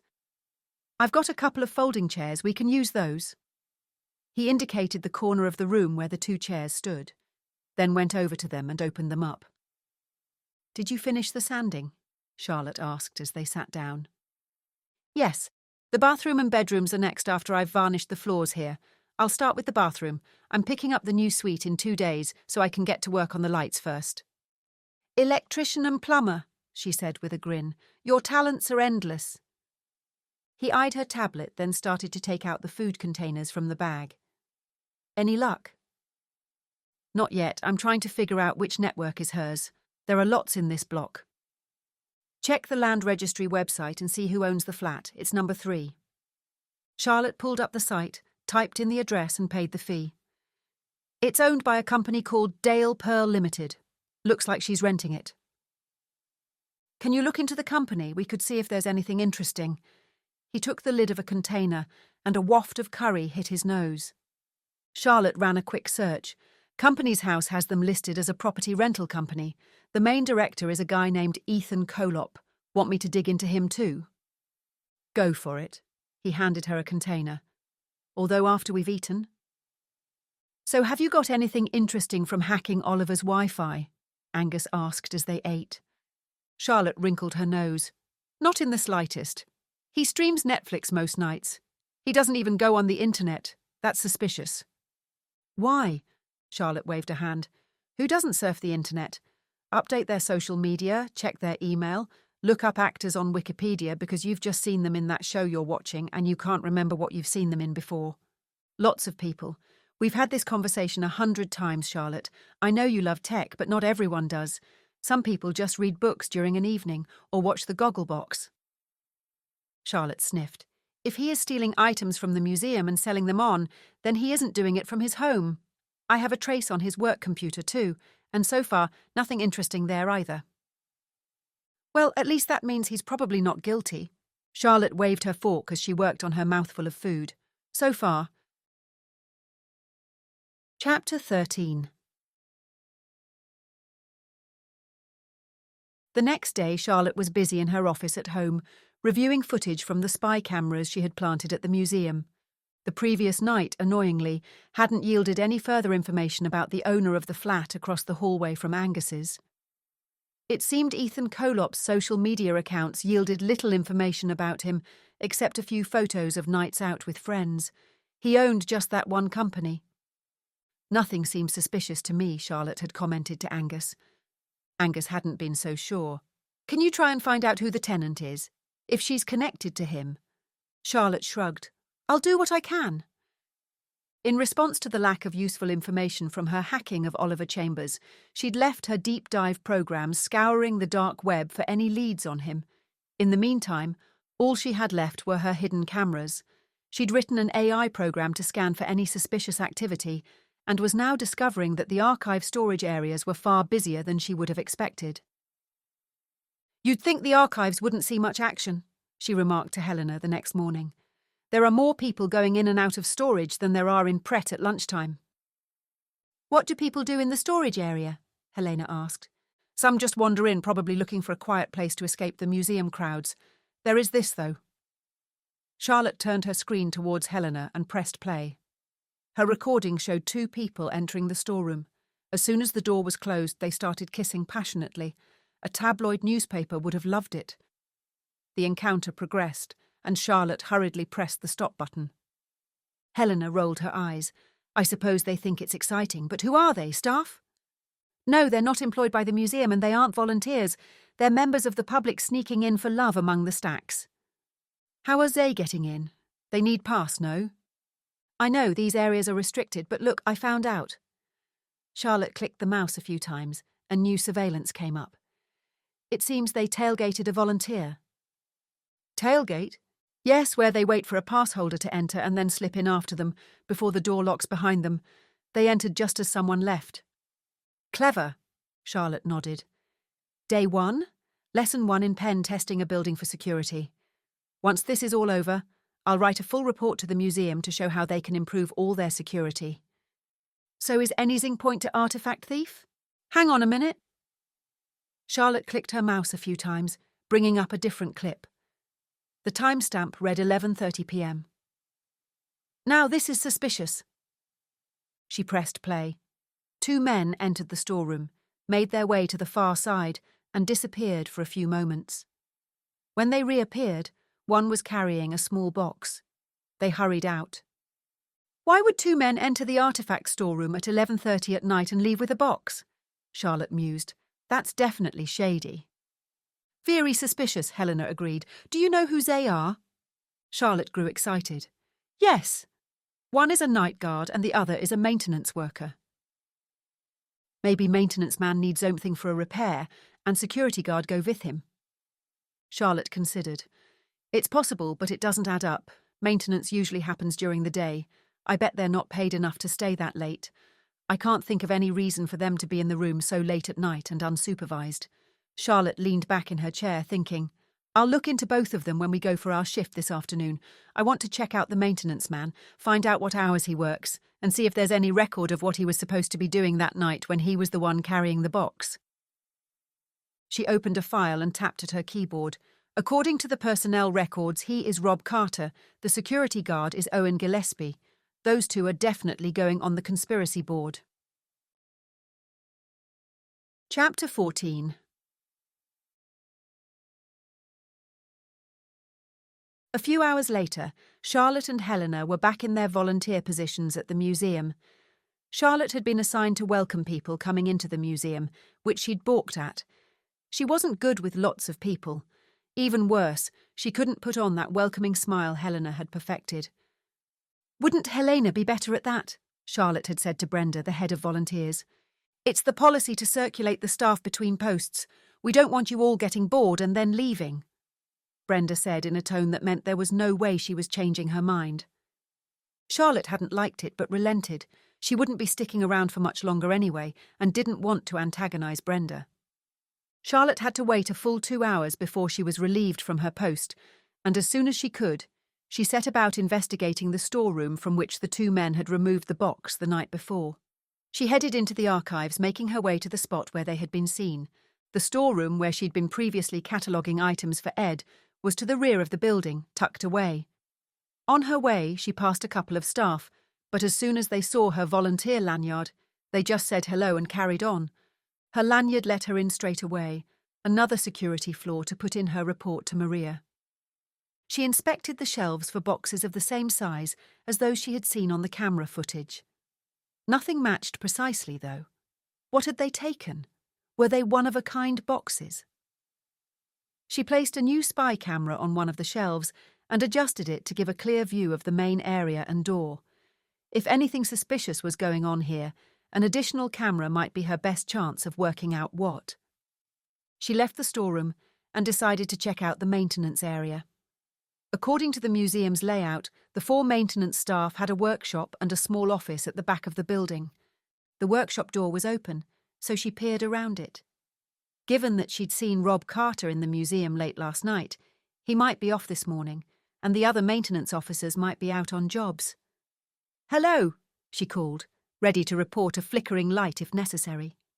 There was no answer. Charlotte walked into the workshop and took in her surroundings. A large workbench dominated the room, which was lined with shelves full of tools, bins, and various cabinets. Towards the back was a small sink area with a kettle, mugs, a tin of coffee, and a microwave. She spotted a row of lockers on one side of the room. There were 4 in total, the kind you might find at a gym. 2 had keys in their locks, but the other 2 didn't. Presumably, they were locked. Charlotte felt a strong urge to open one of the locked ones.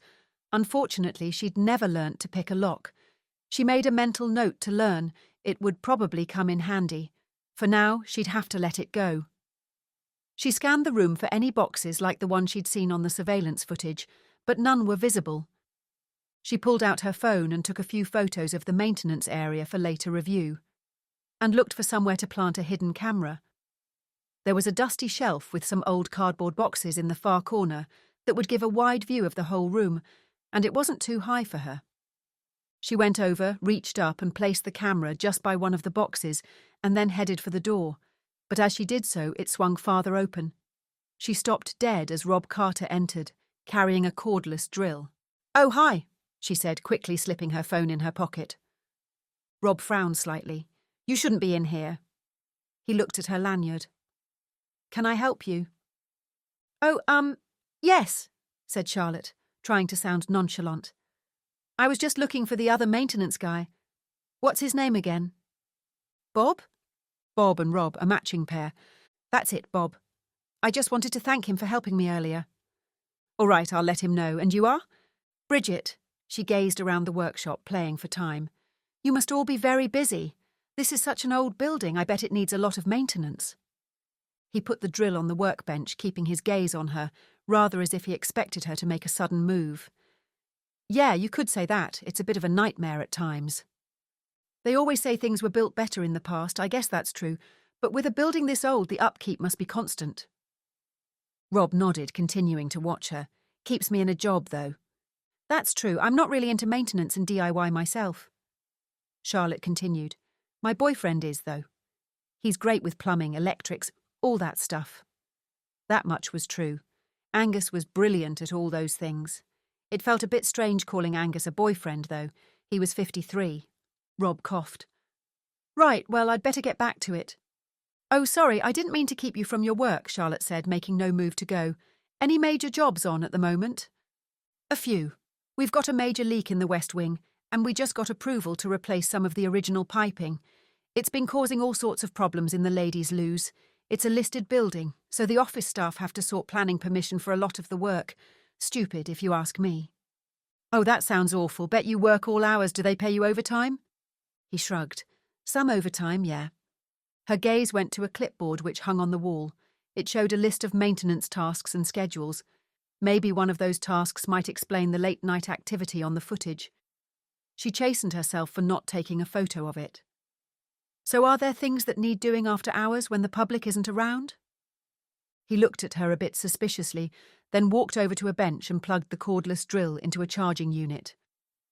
"Not really." "Okay." Charlotte held his gaze for a moment, trying to assess him. If he didn't need to be here late at night, then why had he been taking boxes from the storeroom? She needed to talk to Angus, and quickly. He'd know what to do next. "Right, well, I'd better go, bye," she said, flashing him a smile as she hurried past him and into the corridor. Chapter 15. Charlotte's investigations had gone on longer than her break, so she hurried to find the rota outside Brenda's office for where she was supposed to be next. Charlotte found her name on the list. Information desk. Her heart sank. When she was a student, she'd worked in customer service, and it wasn't something she enjoyed. At least it wasn't welcoming people. Maybe she could hide behind the desk. She found herself longing for the storeroom and Ed's stories of the artefacts.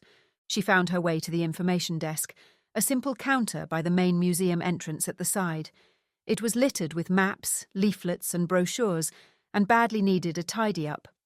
Yvonne, the woman she was taking over from, gave her some advice. Generally, people will just ask for directions, so always have a map ready and familiarise yourself with the different areas of the museum. If anything's too complicated, give me a ring. She scribbled her mobile number on a post-it note and stuck it to a rare, clear patch on the desk. Got it. Yvonne disappeared, leaving Charlotte alone. She sat down and glanced around her. No one looked as if they needed any information. She began to tidy the desk, putting the maps and leaflets in neat piles. A man wandered over and grabbed a map, knocking the stack over, and moved on without apologising. Charlotte straightened the maps and sighed. She shifted in her seat, keeping her smile polite yet distant as people wandered by in no need of assistance. Boredom was already creeping in. Her mind ran through the never-ending to-do list, not just for the case, but her personal life. Could she sneak in a quick call to Angus? She wanted to hear his voice. She took out her phone, but before she could act on the impulse, she heard high-pitched giggling. A horde of primary school children, aged about 5 or 6, clad in bright yellow visibility vests, were charging towards the desk like a pack of wild animals. Behind them trailed various frazzled teachers and assistants, asking them nicely to behave. A boy reached up and grabbed a handful of brochures, crumpling them in his fists. Another child spun round and round, arms outstretched, dangerously close to a display. "Don't do that!" Charlotte scolded, hurriedly putting her phone away and stepping around the desk. "Stay away from that display if you're free-flying in here." Charlotte didn't want to stop the boy, but envisaged a cross-looking Brenda if he knocked it over. The boy pretended to fly to the other side of the hall. Charlotte looked over at the boy with the brochures. She prized them from the boy's grasp. He stared up at her, clearly unfamiliar with the sensation of being told no. "Excuse me, miss?" A tiny girl with pigtails tugged on Charlotte's sleeve, her eyes filled with curiosity. "Where do the dinosaurs go when the museum closes?" Charlotte crouched down to her level, attempting a child-friendly smile. Well, the dinosaurs." "Achoo!" the girl sneezed, spraying Charlotte's face with a fine mist. Charlotte froze as the girl smiled at her, entirely unaware that she had just committed a crime. "Where do they go, miss?" Before she could recover, a boy ran up, clutching a plastic triceratops from the gift shop. "Look, miss, this triceratops can fly."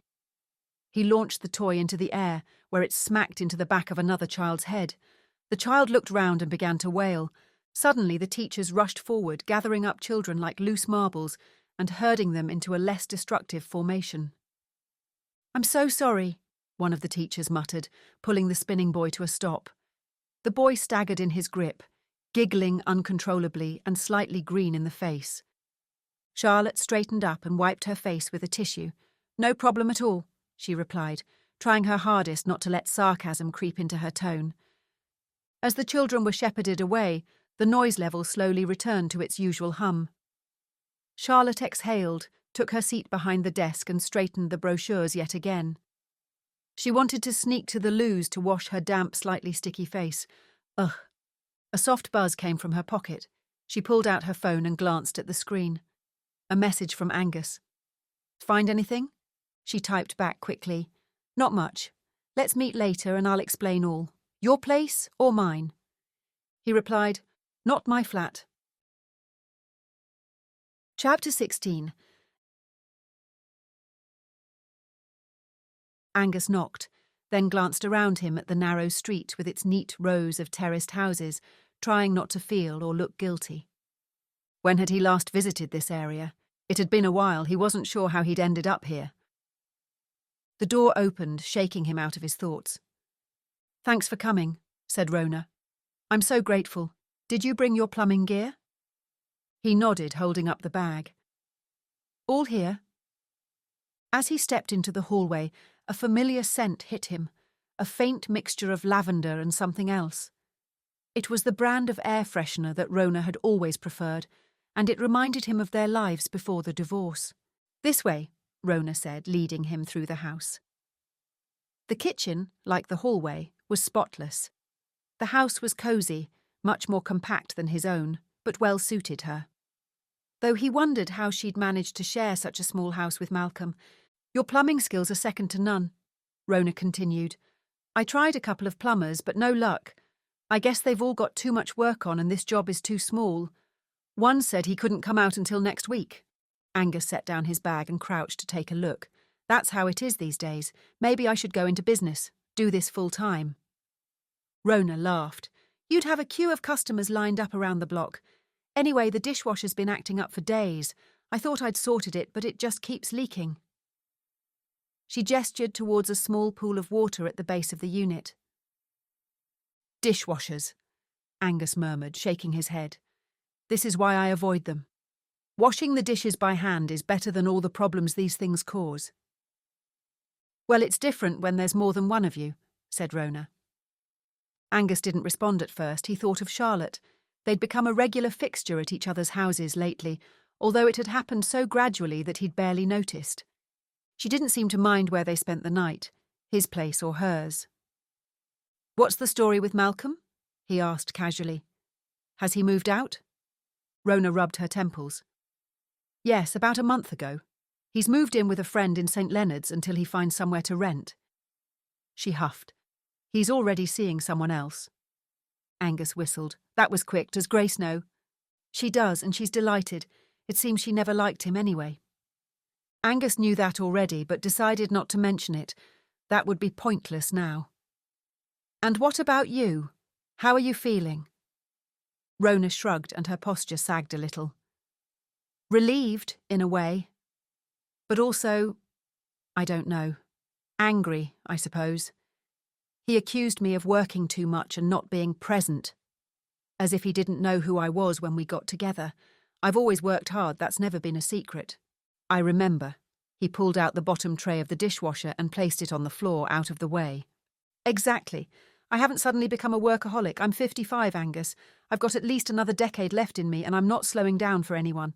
I've got plans and the city needs me." "I hope the breakup doesn't get messy." "Me too," she replied, her gaze drifting towards the window. "It won't be as amicable as ours, that's for sure." Angus wasn't sure how to respond to that. Their split had been civil, all things considered, but it wasn't something he chose to dwell on. "Well, I'm here for plumbing, not marriage advice," he said, kneeling down and peering into the dishwasher. "Right, yes," she said. "Be my hero and fix this mess." Angus grabbed a small torch from his bag and twisted his head to get a better look. "Looks like the inlet hose filter's blocked. Bit of grit, maybe scale." He disconnected the hose with a spanner and gave the mesh filter a quick rinse in the sink. Rona watched. "You make it look easy. I spent half an hour pressing random buttons and swearing." "That usually works," he said deadpan. "Just not on dishwashers." He flushed the hose through, reattached everything, and started a short cycle to check it was working. The dishwasher gurgled to life. Angus stood up and wiped his hands on a tea towel that had seen better days. "All sorted, should run fine now." "Thank heavens something's going right today," said Rona. "Malcolm was useless at stuff like this. He'd have been on the phone to the plumber before me begging them to come over." Angus smiled. "You could always learn to fix things yourself, Rona. It's not the 1970s anymore. There are courses and YouTube videos and all sorts." Rona sighed. "You're right, I'm long overdue for some DIY lessons." "But before that you owe me coffee and cake." She smiled back at him. "In that case, knight in shining armour, I'll get the kettle on." Charlotte didn't need to tell Angus she was on her way. They'd already arranged that she'd come over that night to his house in Pennsylvania. After sorting out Rona's dishwasher, he was looking forward to seeing her, and when she arrived, she burst through the door like a breath of fresh air. They shared a brief kiss, and she was practically jumping up and down with excitement. "I've had such an interesting day," she exclaimed. "What happened?" Angus asked. "I followed up on the two guys carrying boxes out of the storeroom late last night. I didn't find much out, but I planted another spy camera in the maintenance area." she said, grinning. Now I can keep tabs on Rob, the maintenance guy, and I'll know when the workshop's empty. Angus was wary. That knot in his stomach returned, and he wondered whether he needed to stop working on the flat and help Charlotte. And what exactly are you planning? He's got a locker in that room and I'm going to break into it. I don't think that's a good idea. She placed her hands on his chest and looked up at him. Look, he's clearly up to no good.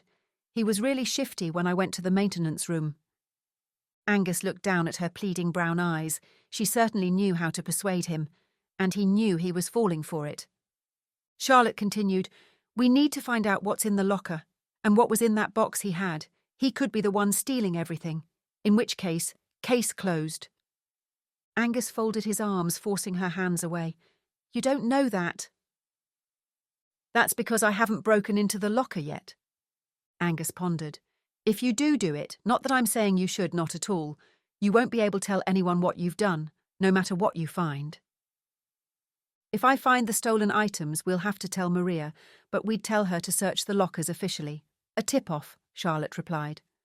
Yes, but I still don't think it's him yet. We need more proof, however shifty it looked. They walked into the kitchen. I've been watching some lock-picking tutorials on the dark web, she said. Lockers like that are one of the easiest things to break into. I know, said Angus. They're not very secure at all, just enough to deter opportunist thieves. Well, I've ordered a small locker and a skeleton key online to practice with. Want to help? Hold on, I'll be back in a moment. Angus disappeared into the garage and returned, holding up a key. No need. I've already got one. Charlotte took the key and inspected it, wide-eyed. Your own skeleton key? Seriously? Yes. We all get issued one at the station. I kept mine when I left. Really? And I thought you were always so by the book. He shrugged. Sometimes these sorts of things come in handy, but if you do break into the locker, which I'm not condoning, promise me you'll take Helena with you to keep watch, and whatever you find, promise that you'll put it back and lock it up again.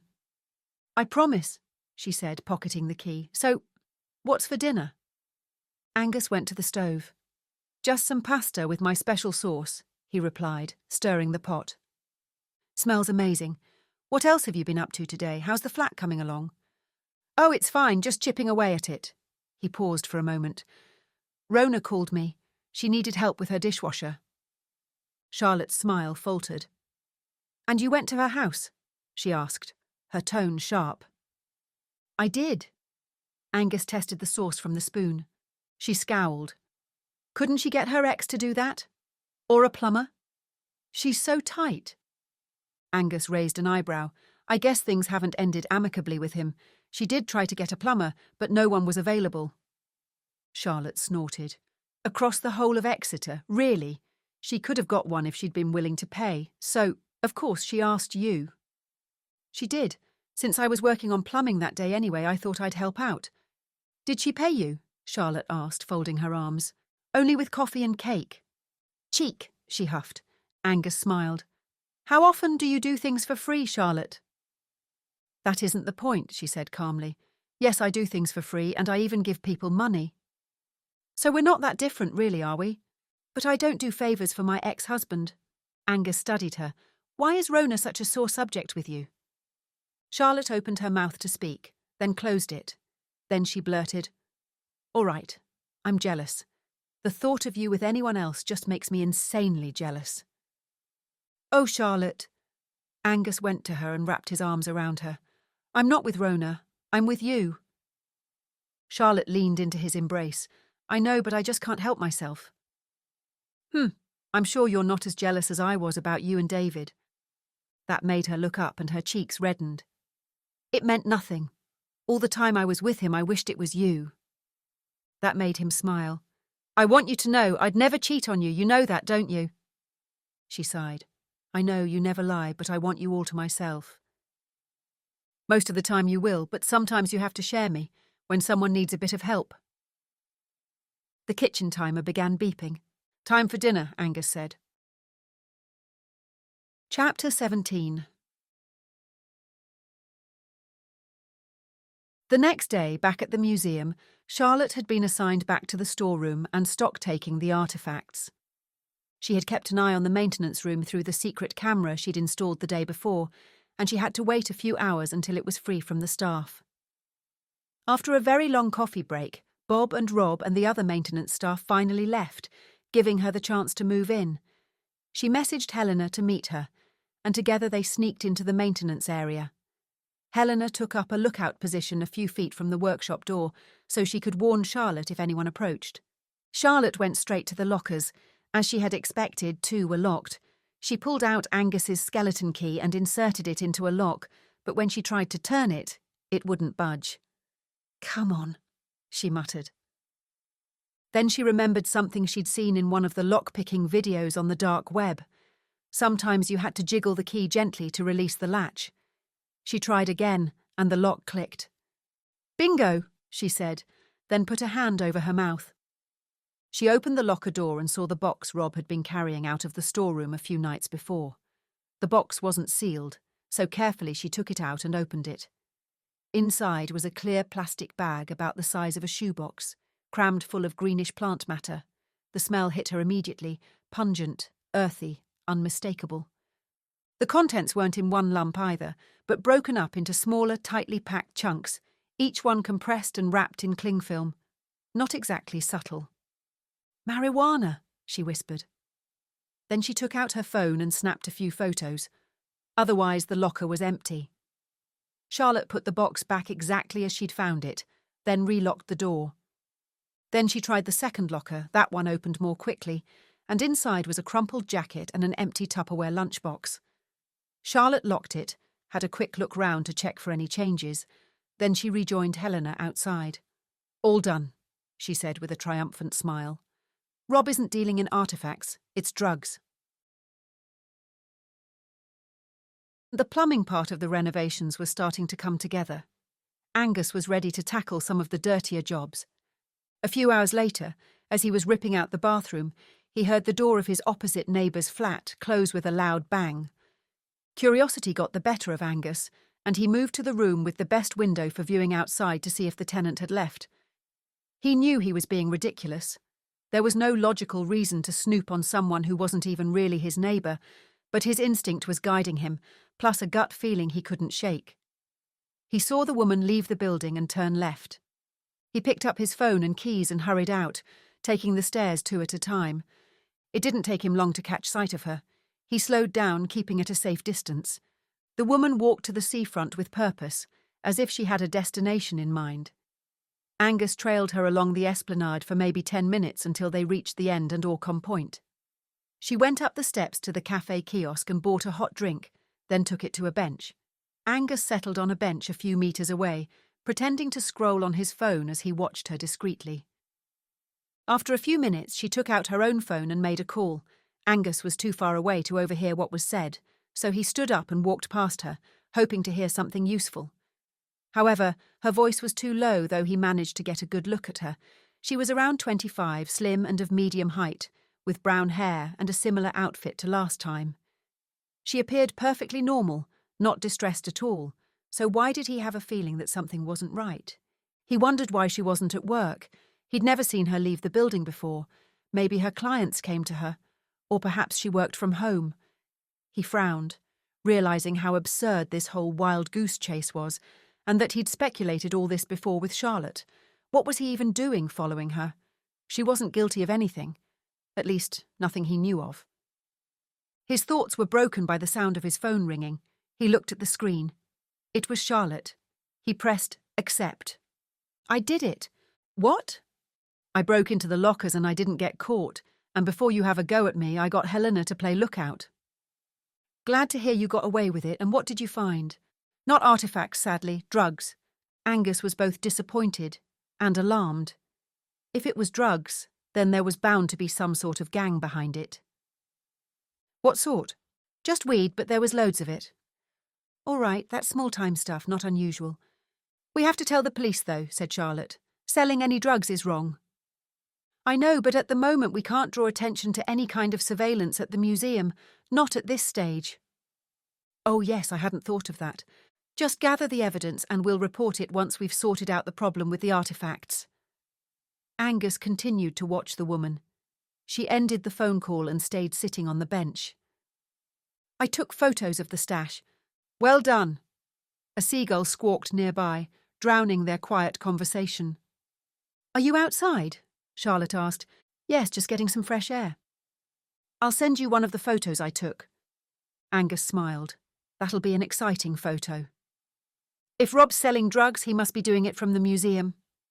We can't assume he's selling the drugs there, or that if he is, he's doing it there. He might be keeping the drugs for a short time before passing them on. All we do know is that he's stashing a supply in his work locker. Where else would he sell it? Said Charlotte. He's at work most of the day. That's true, Angus admitted. But unless we actually see Rob selling weed in the museum, we can't assume the transactions are happening there. Charlotte huffed. Fine, so let's think about where else he might sell it. Angus leaned on a railing, considering. Maybe down the pub or to his mates. Where do people usually sell weed? Mostly between friends, Angus replied.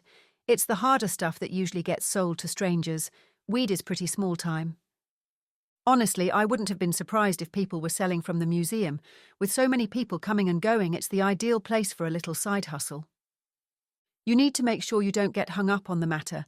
One of the maintenance guys is selling weed, yes, but that's not our job to investigate. Artefacts going missing, that's our concern. At least this means we can probably rule Rob Carter out as our artefact thief. Good point, Charlotte said. So what's next? We keep looking, Angus replied. Have your searches on the dark web turned up anything at all?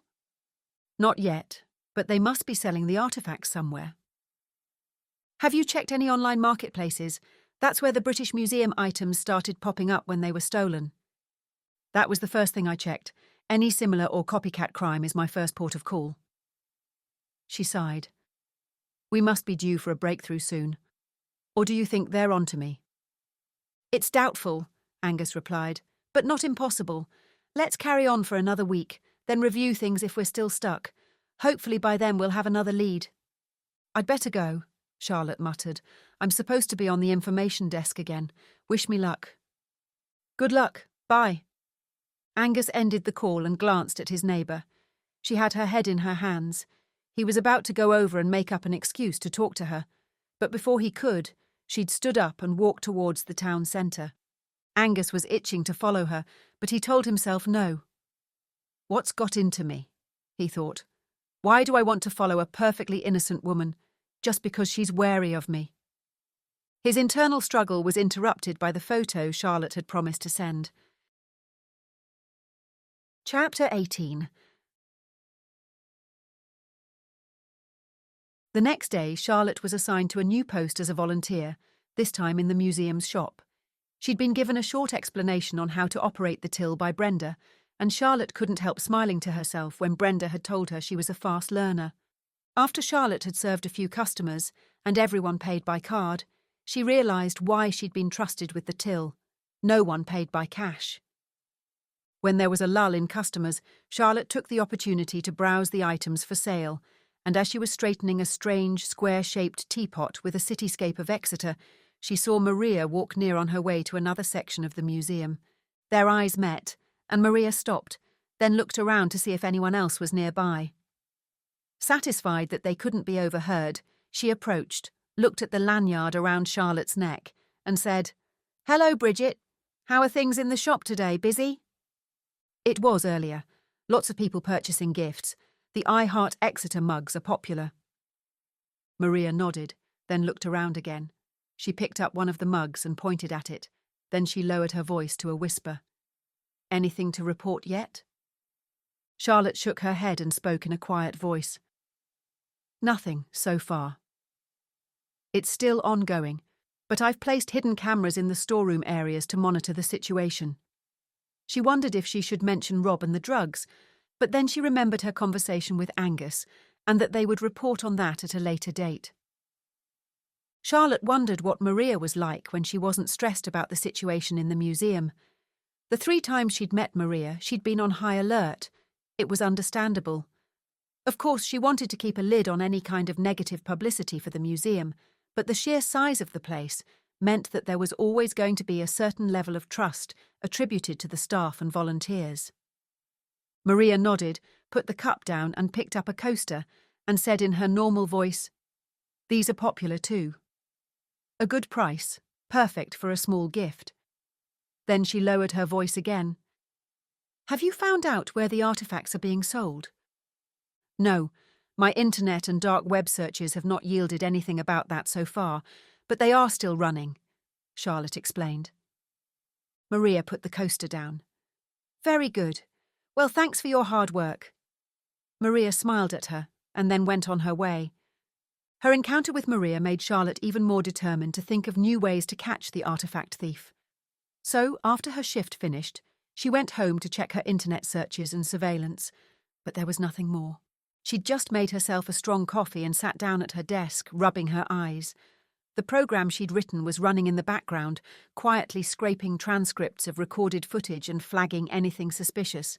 She wasn't expecting much. Most of the footage was dull. Volunteers talking about tea breaks, someone trying to work out how the card reader worked. Then, suddenly, the screen flashed red. Her keyword filter had picked something up. She sat up straight. Her program reported a conversation Oliver had just had from his office. "Hello, you shouldn't be calling me on this number. Yeah, okay, well, if it's urgent, come to my house. I'll meet you there at 7 p.m. Charlotte frowned. "Meet you there?" she muttered. She replayed the recording. The voice was definitely Oliver. But why shouldn't someone call him on that number? Was it his personal phone or a burner? It sounded like he didn't want the call traced, which made it even more suspicious. Could he be having an affair? It was possible, but she didn't even know if he was married or had a partner. Still, it felt dodgy, suspicious, and too relevant to ignore. She reached for her phone to send Angus an update and decided she'd like to have him with her. He picked up on the second ring and agreed without hesitation. He suggested she meet him at hers and they'd go in his car. She was buzzing with excitement when he arrived. Angus seemed his usual calm, steady self. "Let's just see what we see," he said. "And don't leap to conclusions. Try not to be too disappointed if it turns out to be something mundane." At 6:30 p.m, they found a spot across the street which gave them a clear view of Oliver's home. The curtains were drawn, but a soft light glowed from inside. The garden was tidy, there was no car on the drive, and the bins had been brought in. All very normal. "His house still looks unremarkable," said Charlotte. "The kind of place where you wouldn't expect anything suspicious to be going on." At 6:58 p.m, a man walked briskly past her car and rang Oliver's doorbell. There was no pause at the gate. He pushed through it like he'd been there before, but the streetlight caught his face just enough for Charlotte to freeze. She recognised him immediately, even before he rang the bell. The coat, the walk, the jawline. It was unmistakable. Mark. It was her brother, DCI. Mark Lockwood, Woody, to his friends. "What the heck?" murmured Charlotte. Oliver opened the door, then he stepped back, allowing Mark to pass. No handshake, no smile. Just a small nod, and then the door clicked shut behind them. Oliver was still wearing his museum lanyard and smart casual clothes. "What is your brother doing here?" Angus asked. Without hesitation, Charlotte got out of the car and marched to Oliver's house, Angus in her wake. Angus thought about trying to stop her, but then he wanted to know why Woody was there too. Charlotte pressed the doorbell hard, then paused a few seconds and thumped the door. A few moments later, Oliver opened the door looking annoyed, then momentarily confused before recognition dawned. "Hello? Can I help you?" he asked, attempting a polite smile. Without a word, Charlotte pushed past him into the house. "Hey, you can't come in!" Oliver grabbed her arm, but she shook it free. "Where is he? Mark, what are you doing here?" "I could ask you the same question," said Woody, in the doorway of one of the rooms. He looked stunned. Charlotte folded her arms and glared at him. "I'm here on a case, and you're not supposed to be involved." "I'm here on a case too." Woody looked at Angus. "I thought you two were busy with your flat." "He's busy with it," said Charlotte, jerking her head towards Angus. "I'm busy on a case." Oliver, standing in the doorway, looked between them. "So, you two know each other?" Woody gave a wry smile. "This is my little sister, Charlie." "Charlotte," she corrected. "Your sister."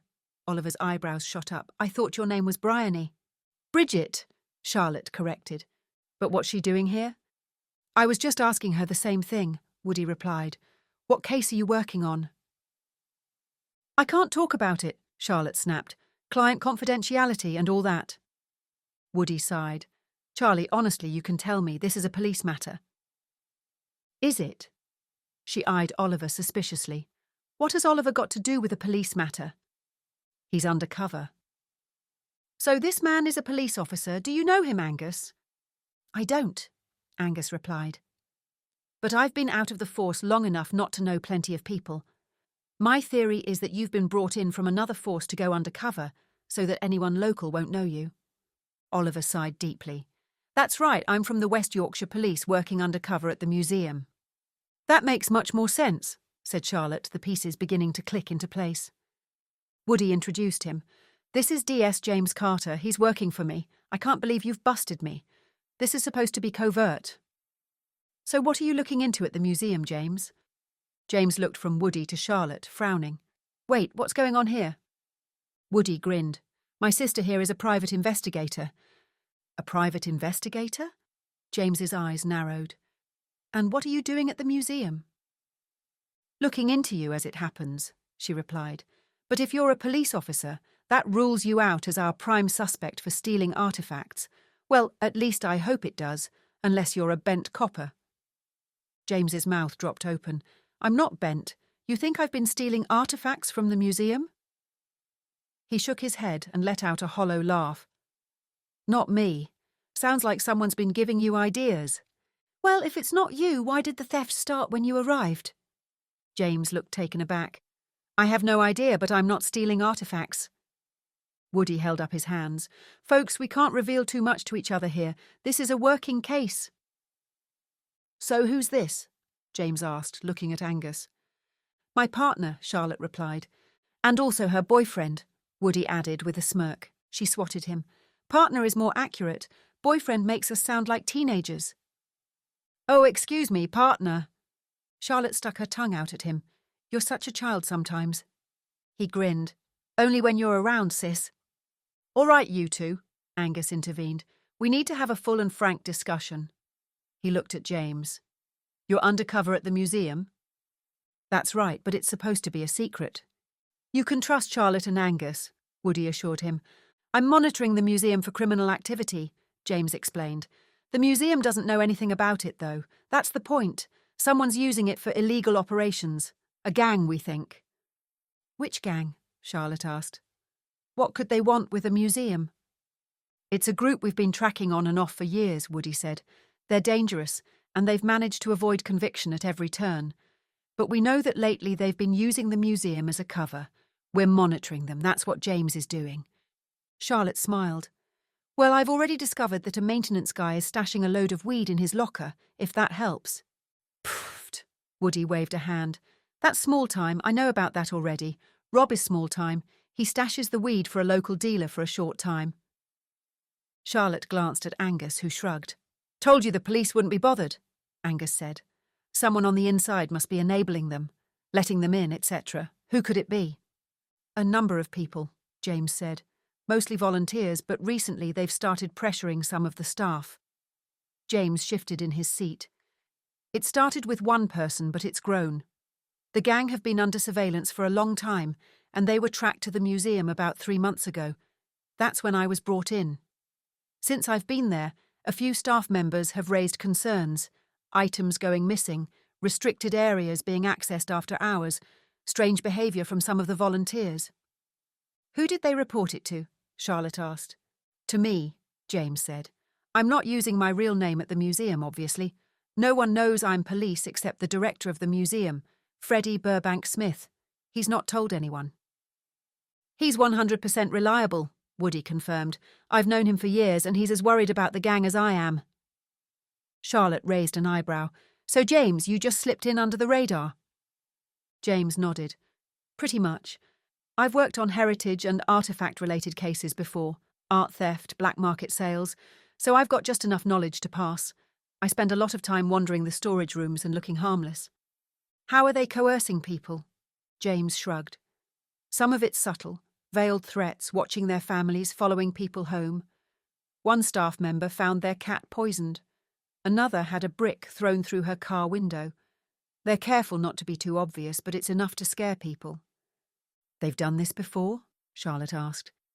Too many times, Woody said grimly. Different fronts, same methods. They embed themselves in institutions that have high-value items, use them as cover, and vanish before the authorities catch up. So the gang have been intimidating staff to do their dirty work for them? Angus asked. Oliver nodded grimly. Their MO is preying on the weaker staff members, persuading them to do everything from low-level dealing to more serious crimes. Charlotte raised an eyebrow. Just drug dealing or worse? Just drugs. The hard stuff as far as we can tell, said Woody. But you mentioned artefacts being stolen. That's why Maria hired us. She's our client, said Charlotte. She's worried that some of the museum's pieces are going missing. Woody turned to Oliver. Is Maria on your radar? In on it? No, not exactly, though I wondered if she might be targeted by the gang. If they can get close to management, they can push their operations even further. Angus shook his head. Maria seemed anxious when she hired us, but she didn't strike me as someone who would get involved with gang activity. She seemed genuinely concerned about the artefacts. So we're both looking into the museum, said Woody. Therefore we need to work together on this. It can't be a coincidence that artefacts are disappearing and a gang is using the museum as a drugs hub. Shouldn't you bring in more support? Charlotte asked, looking at her brother. If it's this serious. Mark shrugged. You know how it is. Too much work, not enough officers. If we can tie this up between us, we'll both get some answers. James being here is already stretching the budget, and I only got approval for him because the chief super owed me a favour or 5. Woody eyed his sister. I bet you've been planting bugs all over the museum, haven't you? Maybe. Have you hacked their network? Yes, and I may have planted a few cameras here and there to monitor things. Picked anything up? Apart from Oliver arranging this meeting, not yet. Have you bugged my office? Oliver asked. Charlotte shot him a defiant look. Yes, because you were our main suspect. Oliver ran a hand over his face and groaned. I should have known better than to take a call at work. I let my guard down. Look, whoever's running this operation is careful, said Angus. We haven't caught any major moves on camera, so they must be. Woody, didn't you say you'd been following this gang for years? Yeah, this is something I've been pursuing on and off for about 5 years. Tell us about the gang then, said Charlotte. In that case, you'd better come upstairs, said James. I've got all the details up there, well out of the way of prying eyes. James led them upstairs, where he'd converted a spare bedroom into an office. The walls were covered with files, maps and photographs, and at the centre of it all was a massive conspiracy board. Wow, this is incredible, Charlotte breathed, taking in the intricate connections and notes on the board. One of the things I love most about working in this job is the conspiracy boards. James gestured for them to take a closer look. Woody, would you do the honours? All right. Woody pointed to a photograph at the centre of the board. This is the leader. His name is Tristan Marcu. He's in his mid-40s and comes from the mountains of northern Albania, where he entered the criminal world as a young man. He started with petty thefts and scams, which quickly evolved into a career in organised crime. He's ruthless and rarely gets his hands dirty. He moved to the UK 6 years ago, bringing with him a meticulous operation. He keeps his distance from the day-to-day crime that funds his lifestyle, maintaining an almost squeaky clean record while operating a complex network from the shadows. Woody pointed to the connections radiating from the photo. Over the years, Marcu has expanded into drugs, smuggling, and more recently, the black market trade of high-value items. Police believe he's got contacts locally and internationally who help him secure and sell priceless items. Despite his reputation, his past arrests haven't amounted to much. Arrested but not charged, mostly because he's buried under layers of loyal associates and legitimate business fronts. He even owns several legitimate companies to help launder money and runs a network of safe houses across the country. Woody pointed to a photo of a second man. One of his loyal associates is Arjan Shala. In his early 30s, he is Marcu's financial handler. Unlike other gang members, Arjan isn't known for violence. He has a business degree and has never been charged with a crime. His public image is polished and respectable, but our surveillance shows otherwise. We've linked him to multiple shell companies across the UK, working in property investment, hospitality and trade, all designed to launder the gang's money. Arjan's background allows him to travel regularly, usually to meet known criminals in Russia or in other countries that turn a blind eye to this sort of thing. Then there's Luan Berisha, Woody continued, indicating another photograph. Luan is the gang's enforcer, barely 30, but with a reputation for brutality. Luan is Marku's problem solver. If anyone needs to be disciplined or eliminated, Luan handles it. He had stints with Albanian and Italian gangs before finding his way into Marku's circle. His police record shows a long history of violent offences. These include assaults, intimidation and even charges for attempted murder, though those came to nothing.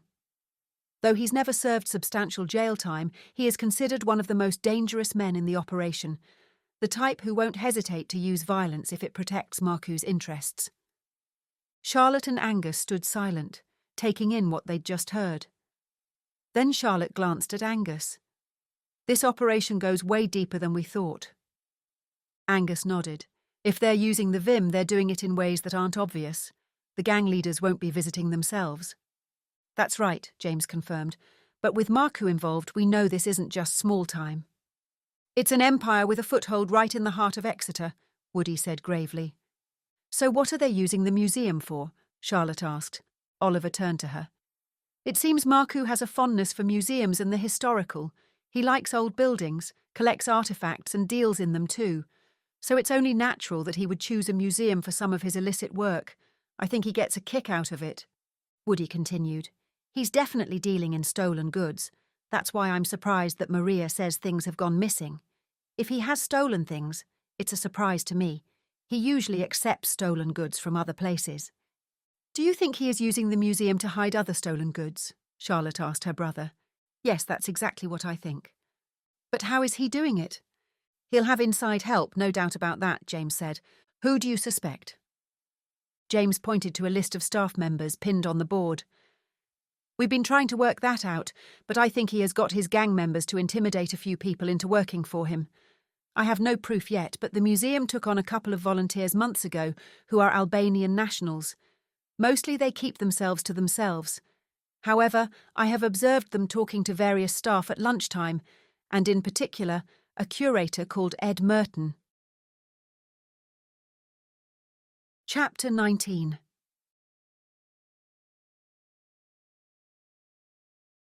I know Ed, cried Charlotte. In my undercover volunteer role, I've sometimes been checking the items in storage against the inventory. A few items have been missing, but he doesn't seem concerned. I've only touched the surface of all the items in the stores, though. Exactly, said James. It could take years for the full catalogue to be checked. I believe the gang are using the museum storage space, so no one suspects artefacts coming and going aren't actually part of the museum's store. So this is why Maria thinks things are going missing, said Charlotte. If the gang are selling stolen items from elsewhere, they might get greedy and sell Vim artefacts too. I think that's exactly what's happening, said James. I also think that some of the artefacts aren't actually artefacts, but hiding places for drugs. Charlotte frowned. So if you've got this far, why don't you just ask the people who you suspect are being threatened by the gang? There's no way they'll talk to us, James replied. We've seen it all before. They're terrified. They've been told that if they say anything, they or their families will be killed. Scare tactics like that keep their mouths shut. We need other evidence. It makes me so angry, Charlotte said, her voice tight with frustration. Angus took her hand. I know, but the best thing we can do is gather as much evidence as possible. That way people won't have to live in fear for much longer. Do you think the people the gang are manipulating even know about each other? She asked. It's doubtful, James replied. In situations like this, they're usually kept isolated from each other and threatened if they try to communicate. I can't believe this is happening in this day and age, Charlotte muttered. You'd think we'd have moved on from this sort of rubbish. We're doing what we can to stop it, James replied. So what's the plan? Angus asked. We need to increase our surveillance. I've placed many cameras already in the museum, but we could do with more, and help with analysing the footage, James said. Woody nodded. We just don't have the staff to check every minute of every camera. I've put several around the storerooms, especially where the CCTV doesn't reach, Charlotte replied. We also have access to the CCTV feeds, said Angus, but we've yet to see anything suspicious on them. His eyebrows drew together. Actually, I wonder if some of the footage has been deleted. It's very convenient that nothing's been captured on the CCTV. Deleted? Woody looked concerned. Is that possible? He looked at Charlotte. I'll check when I get home, she said. It is odd that nothing's shown up on the feeds. If the gang really is using the museum as a base, something should have appeared by now. I'll go through the recordings and look for any gaps, jumps, or signs of tampering. Mark nodded. All right, but it's probably best for you to stay out of the museum now, Charlie. These are dangerous people, and they won't hesitate to hurt anyone who gets in their way. He gave Angus a meaningful look, and Angus nodded. I have no intention of getting in their way, Charlotte replied. Maybe not, but I agree with Woody, Angus said. These sorts of people kill people without a second thought. Which is all the more reason to stop them, Charlotte retorted. Look, I understand, but working behind the scenes at the museum isn't dangerous. There'll be plenty of things I can get my teeth into well away from any danger. She put her arm around Angus's waist. Don't forget, I have lots of motivation to stay out of danger these days. Woody coughed. I don't want to disturb your love fest, but we need to plan our next move. James, your thoughts? Now I've got more help, I want to ramp up the surveillance, said James, looking determined. We need to catch staff in the act. Then we can force them to give us more details about what Marku is making them do. Marku has been on the radar of many police services, but they haven't been able to hack him. He uses sophisticated encryption channels. There's too many people to follow and hack and not enough people to do it. I blame the education system, said Charlotte flatly. Too few people doing STEM subjects. Look at North Korea. They have better trained cybersecurity professionals than we do. That's because they force them to work in computing, Woody said. Charlotte shrugged. And that's a bad thing because... Look, Angus interjected, we need to figure out what we're doing next. We need to look into the people they're blackmailing and get them to talk, Charlotte said. Woody shook his head. That's easier said than done. The gang will have threatened them and their families. We need evidence of their involvement in crime, so that we can make it very clear they have no alternative but to talk. But if they are being coerced, what does it matter? Said Charlotte, clearly struggling to keep her temper. Surely it would be better for me to find evidence of intimidation. That way the gang can be stopped. No court would convict someone who has been forced to commit a crime. She looked at the others. There we are then. I'll hack each of the main suspects among the staff and see if I can find any evidence of intimidation. Outside James's house, Charlotte, Angus and Woody made their way to her car. We'd better talk in your car, muttered Woody. Best not to talk about these things outside. Someone might overhear. Angus and Charlotte sat in the front while Woody took the back seat. How much do you trust James? Angus asked him. Completely. I've never had a moment to distrust him. I know him from way back. He also comes with an exemplary record. I have to ask this, Woody. Could James himself be involved with the gang? Woody shook his head. He'd never do that. He's trustworthy. You have my word. They fell silent. I'll look into the gang on the dark web and see what I can find, said Charlotte. Tomorrow, I'll try and hack Ed Merton and look over his emails on the museum network. I'd better get home, Angus said. I need to catch up with some chores. Like? The washing, for one thing. I'm running out of clean clothes. Charlotte sighed gently. You can do that at my house. I know. I also want to pick up my post and switch the heating on a while. Get your post diverted and buy a smart heating controller, then you can switch the heating on remotely whenever you want. You keep telling me those things are hackable, Angus countered. They are, but only if you have a simple password or you don't change it from the one set at manufacture. I'd make sure it was hack-proof. Woody put his hand on Angus's shoulder. I think she's trying to get you to move in, mate. Angus glanced at Woody, then pushed his glasses up his nose. Mark, this has nothing to do with you, Charlotte snapped. Woody held up his hands in mock surrender. All right, little sis. Can't understand why it's taken you two so long, though. Angus smiled fondly at Charlotte.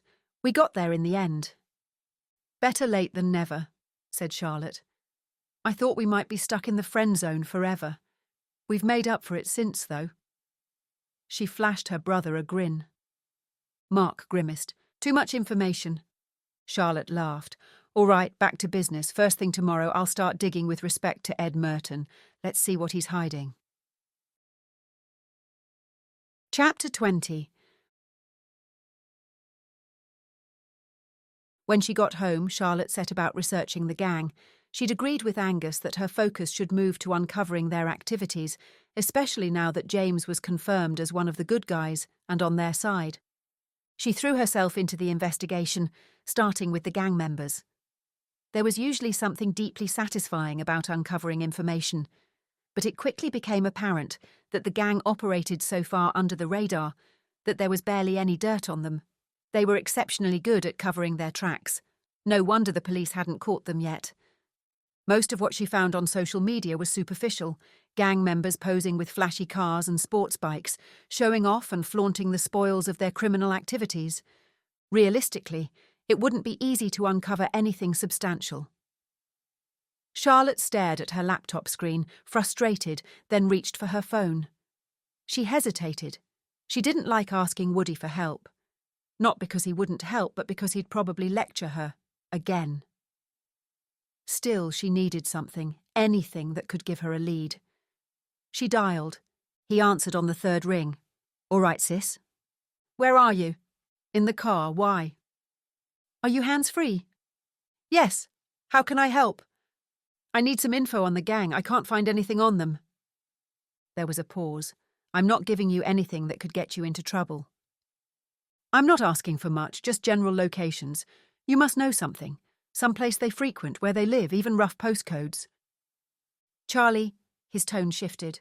She could picture him rubbing his forehead. I'm not telling you.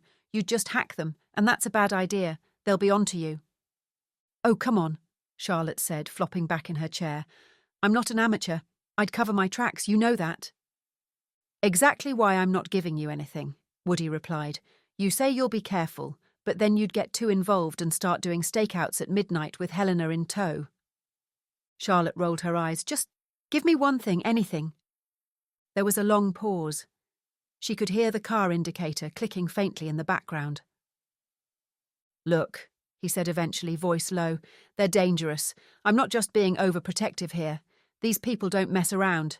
If you poke the wrong hornet's nest, you won't just get stung, you'll end up on a slab. Fine, she said eventually. You're no fun anymore. And you're still impulsive, he said.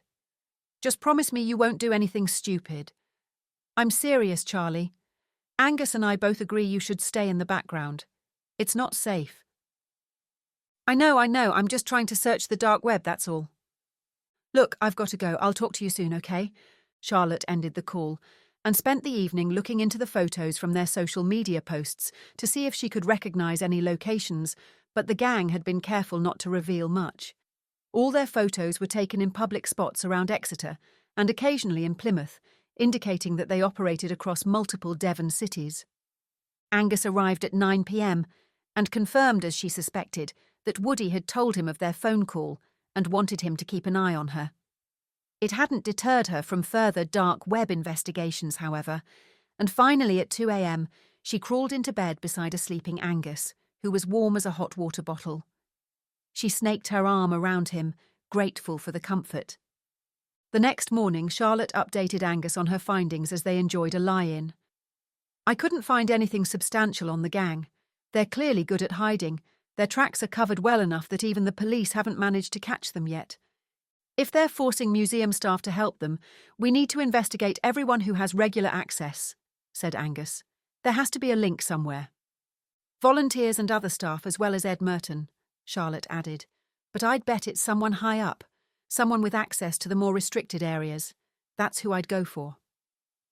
I'll need a full staff list to go through. No need, Charlotte said with a grin. I already found one on the museum's network. Angus gave her a look. I won't ask how you got that. It's a means to an end. When are you heading back to the flat? Tomorrow. I need a break. My body's not used to all this physical work. Charlotte's eyes narrowed. Are you sure it's not that you're keeping an eye on me? That too, but I genuinely do need a day off. Later that afternoon, Charlotte and Angus had narrowed down the list of suspects to 4 people in positions that could enable the gang's operations. They were in her study, and Charlotte went over the names. Ed Merton is top of the list, as he's Director of Curation and Preservation. Then there's Phil Pritchard, Head of Security, Simon Benford, the Operations Manager, and Elizabeth Spear, Head of Conservation. Who do you think we should look at first? She asked. Head of Security, Angus replied. OK, Phil Pritchard. He worked for the Metropolitan Police, then moved into security. He's been at the museum for 7 years, and Head of Security for 5. Anything suspicious about him? Not particularly. He lives in Tiverton, has 2 grown daughters, and lives with his partner, Teresa. No criminal record. Dig a bit deeper, said Angus. Look at his immediate family too. See if there's any history of dodgy behaviour or anything that could be leveraged for the gang. Charlotte went over to her computer and dived into Phil's background. His daughters were ordinary enough. One worked as a nurse, the other at a local supermarket. His partner, Teresa, was more of an enigma. Eventually, Charlotte tracked down Teresa's social media profiles. She was a prolific Facebook and Instagram user who loved posting selfies in glamorous outfits, fishing for compliments. Plenty of her friends responded. An hour later, she felt a need to go deeper. She and Angus drove to scope out Phil's house, a modest semi-detached property. Angus had come along, mostly to make sure she didn't take any unnecessary risks. Sitting in Angus's VW, Angus watched Charlotte tap away on her laptop. He passed the time by scrolling through his phone, occasionally glancing at the house. You'd think that someone in security would be more careful, he muttered, gesturing towards the ladder lying on the front lawn. Leaving that out is practically an invitation for someone to climb in one of those open windows upstairs. That's an idea, said Charlotte. Female window cleaner, there's a new cover story for me. Or you could just hack his Wi-Fi, no ladders required. True, and if he is hiding anything, it isn't likely to be here. He'd know better than to stash artefacts at home. Said Angus. How easy is it to hack someone's laptop camera? Very easy. It's just a short program, that's why people like Mark Zuckerberg cover their cameras. Do you? Angus asked. No, I just make sure I buy laptops without webcams, or remove them myself if they're built in. Hardware, software, is there no end to your talents? Charlotte chuckled, then refocused on her screen. All right, I'm in. I've installed a program to monitor his network traffic.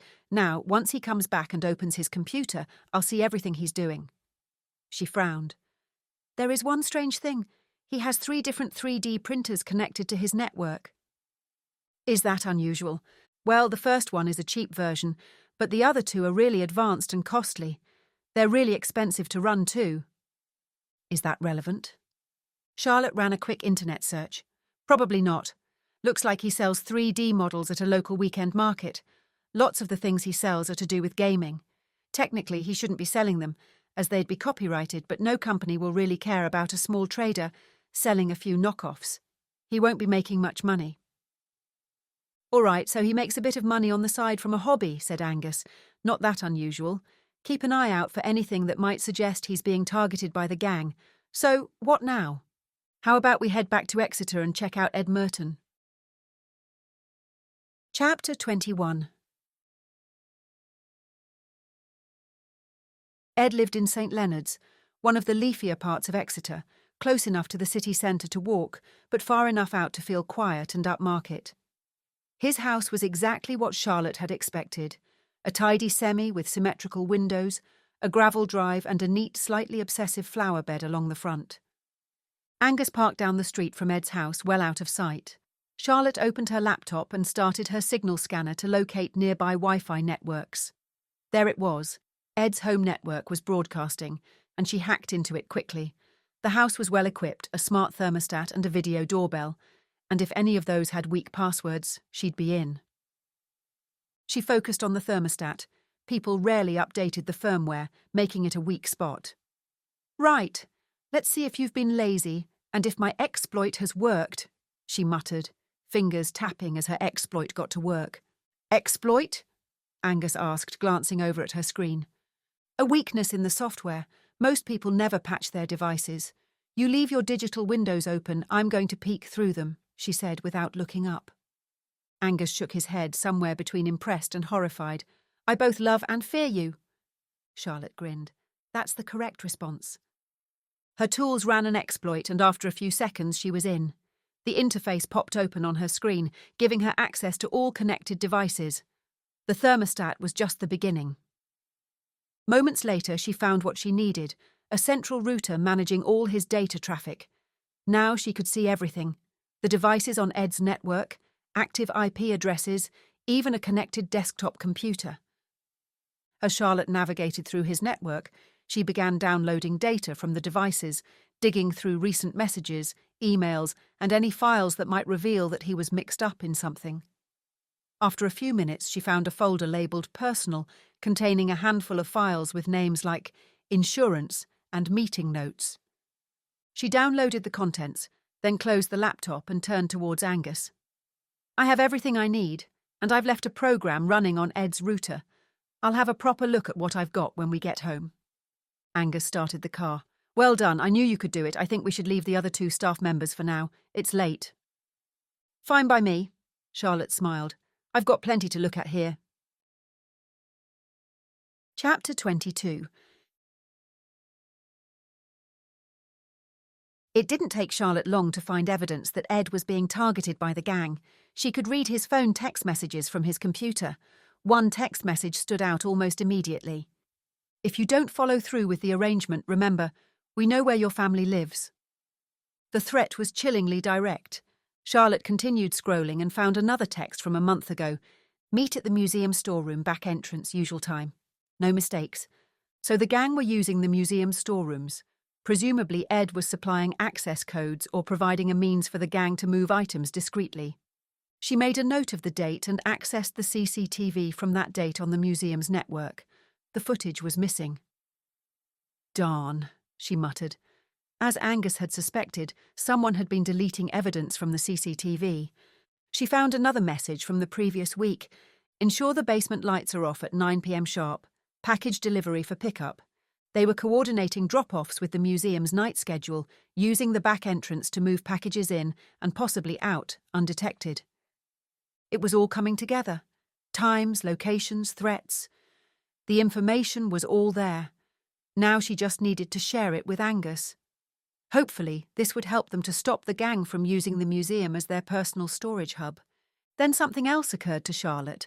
Although the main museum was being used, several messages mentioned a storage facility called the Enclave, located in an industrial estate on the outskirts of Exeter. She remembered Maria mentioning it in their first meeting. "Don't leave anything valuable at the main building. Move it to the Enclave. Safer there. The Enclave's secure. No one checks the shipments. Enclave Unit 14 is ready. Deliver by Friday." Charlotte sat back.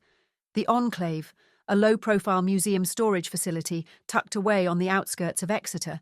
She found the exact address on the museum network. It was near a tyre warehouse and a skip hire company.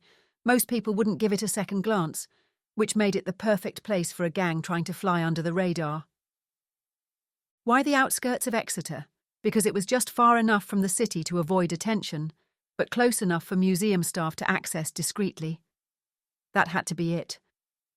She stared at her screen, thinking, what were they really storing out there? Artefacts? Drugs? Something worse? There were still too many questions, but now she had a location. Chapter 23. The next evening, Charlotte updated James and Mark on what she'd discovered. They all gathered at James's house with Angus. "How did you find that out?" James asked Charlotte, looking rather wary. "You don't want to know, Oliver," said Woody. "In fact, it's better that none of us know the specifics of how my kid sister gets her info." Charlotte shrugged. "It doesn't matter how I got it. The important thing is that Ed Merton is involved with the gang, as you suspected, but he's not doing it willingly." "Did you find any information on when the next movement of goods is planned?" Angus asked. Charlotte shook her head. "The last message was from 2 weeks ago. It might mean they don't move stuff around often." "Fair enough," said James. "Keep monitoring his messages and let us know the moment you pick up anything about the next drop." "There is something odd, though," Charlotte said. "In lots of the messages, Phil, the head of security, is mentioned, but there's nothing concrete. It's like they're aware of him, but they aren't actively involving or targeting him." "Why mention him at all, then?" Woody mused. "It could mean something or nothing." "Exactly. said Charlotte. I couldn't find any specific evidence that the gang is targeting him, but it doesn't mean they aren't. It just seems strange. You'd think he'd be the prime target. Maybe the head of security is involved and we haven't uncovered the connection yet, Angus suggested. It could be leverage or collaboration. I'll check Phil's network again, said Charlotte. If the gang is holding something over him, it might be related to his daughters or his partner. Good idea, Angus said. I'd like to take a look around the enclave, Charlotte said, just to get a feel for it. I want to see if anything stands out on the network or physically looks suspicious. It keeps coming up in the messages. James, can you get us in there? James shrugged. I can, but I haven't seen anything unusual there myself. Nothing that indicates the gang have access. What's the most valuable thing stored there? Angus asked. James gave a weary sigh. It's hard to say. The collection is massive. It's like looking for a needle in a haystack trying to find anything in there. Let's go anyway, Charlotte said. Get us in and we'll take a look around. The network is separate to the main museum, so I'd like to have access. We could go now if you like. James shrugged. All right, but we need to go during the day. Going this time of night would look suspicious. We also need to get our story straight as to why we're there. I've been cataloguing items in the main building and could say I've been interested in learning more about some of the related items in the enclave. Is there any Honiton lace there? I'd love to see more of that. James nodded. I think so. I'll check, but I think we can say you're shadowing me for a project. James and Charlotte arrived at the enclave just after 5 p.m. the next day, when the building was likely to be quiet. Charlotte looked over the plain industrial building. It was a squat, anonymous-looking warehouse with steel cladding and a flat roof, the sort of place you'd drive past without noticing. The only signage was a small, faded number 14 near the top of the shutter door. The windows were narrow and tinted, and the main door was reinforced metal with a keypad and card swipe access panel. They've hidden this well. In between other industrial units, you'd never know it's here. The journey had taken just under half an hour from the centre of Exeter. They'd taken James's car, and Charlotte had spent most of the drive scrolling through notes and messages on her phone. The industrial estate itself was still semi-busy, forklifts humming in and out of the neighbouring units, a lorry reversing with an angry beep, someone in high-vis smoking outside a tyre centre. That's the point, James said. I know, I was just paying them a compliment. James swiped his keycard and opened the door. Technically, I should sign you in, he said, glancing at Charlotte. But that might raise a red flag. If anyone asks, remember to just say I'm shadowing you for a project, Charlotte reminded him. James gave a slight shrug, clearly unconcerned. I'll say I forgot if it comes up. Charlotte eyed the narrow corridor ahead of them. Does anyone actually monitor who comes and goes in the enclave? She asked as they walked through a dimly lit corridor. There was no reception area, no sign of CCTV and no one in sight. Just echoing footsteps and flickering strip lights. It was like walking into an abandoned building. A door opened ahead and for a moment Charlotte stiffened, but it was just a man in overalls carrying a clipboard. He gave them a distracted glance and moved on. They passed a security desk farther down the corridor, but it was unmanned. A mug of tea sat forgotten next to a monitor. Charlotte whispered, "So much for tight security." James opened a door at the end of the corridor and led Charlotte through. There was a faint hum that must be the temperature controls, keeping the museum's precious artefacts in a carefully regulated environment. Tall metal shelves stretched down the long, narrow aisles, each lined with artefacts wrapped in protective coverings or stored in boxes. How are you going to hack the network? James asked. I need a computer that's on the network. That's the easiest way. There are a few at the rear, this way. James led her down one of the narrow aisles. Near the end there was a break on the storage cabinets and a bench where 2 aged computers sat. Charlotte pulled out a chair and tapped the keyboard to awaken the computer. The screen came alive and she was faced with a login screen. Can you log in here? She asked James. He nodded and moved the keyboard to type. They're not going to trace anything back to me, are they? Charlotte reassured him. Of course not. I'm just going to have a look around and see what's on here and put a small search program on. But don't worry, if someone goes looking for it, it deletes itself. Now I know why Woody said you were brilliant. Charlotte gave a smug smile. He said that, did he? Charlotte started typing, and it didn't take her long to bypass the main program and get to the operating system. She took out a USB flash drive and inserted it into the back of the computer. "Is that what I think it is?" James asked. "Yep, it will give me access to the network so I can have a look remotely." James looked nervously down the corridor. Charlotte glanced at him. "Don't worry." She tapped at the keyboard and then pulled out the USB drive. "I'm done." James's shoulders dropped in relief. "Want to take a look at some of the artefacts now?" "Yes." Charlotte stood up and she followed James.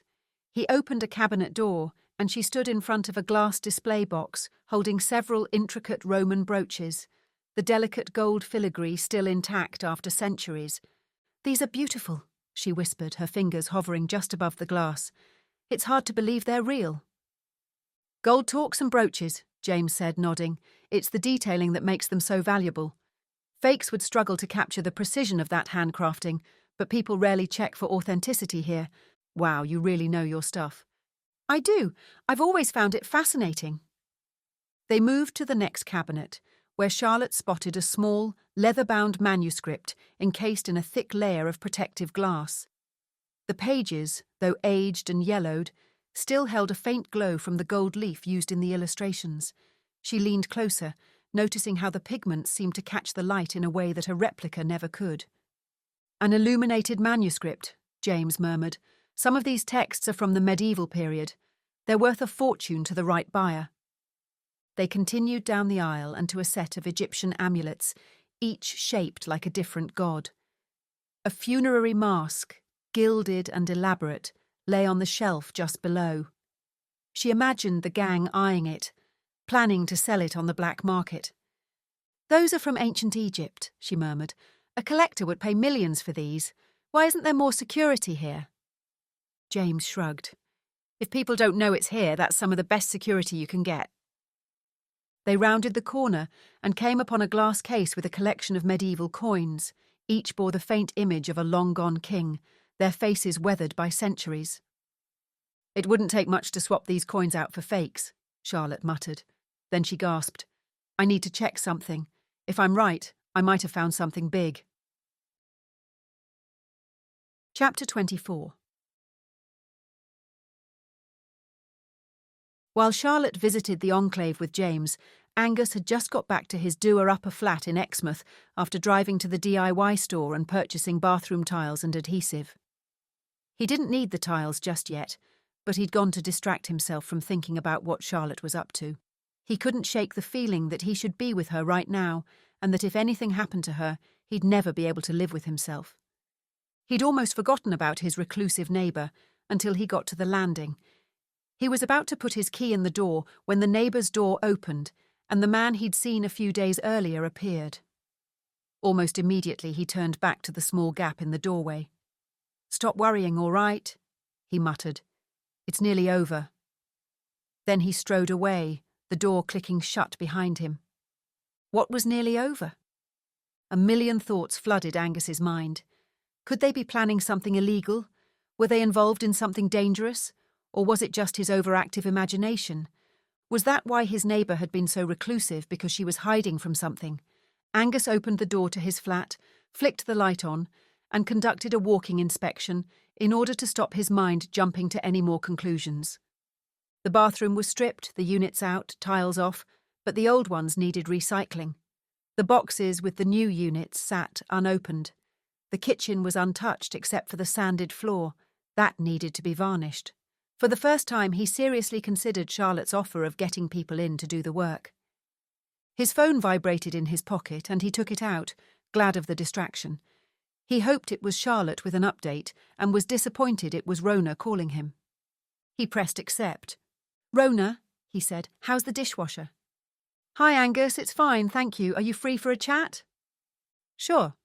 In person, I mean." Sure, what about?" "I'll tell you when I see you." "Sounds serious. Yes, sure, I'll come to you. I'm at the flat in Exmouth and it's in no state for anyone to visit." "I can meet you at the Imperial pub in an hour." Angus looked at his watch. If he left now, he could make that easily. Chapter 25. James dropped Charlotte home, and when he pulled up outside Charlotte's house in Topsham, he raised an eyebrow.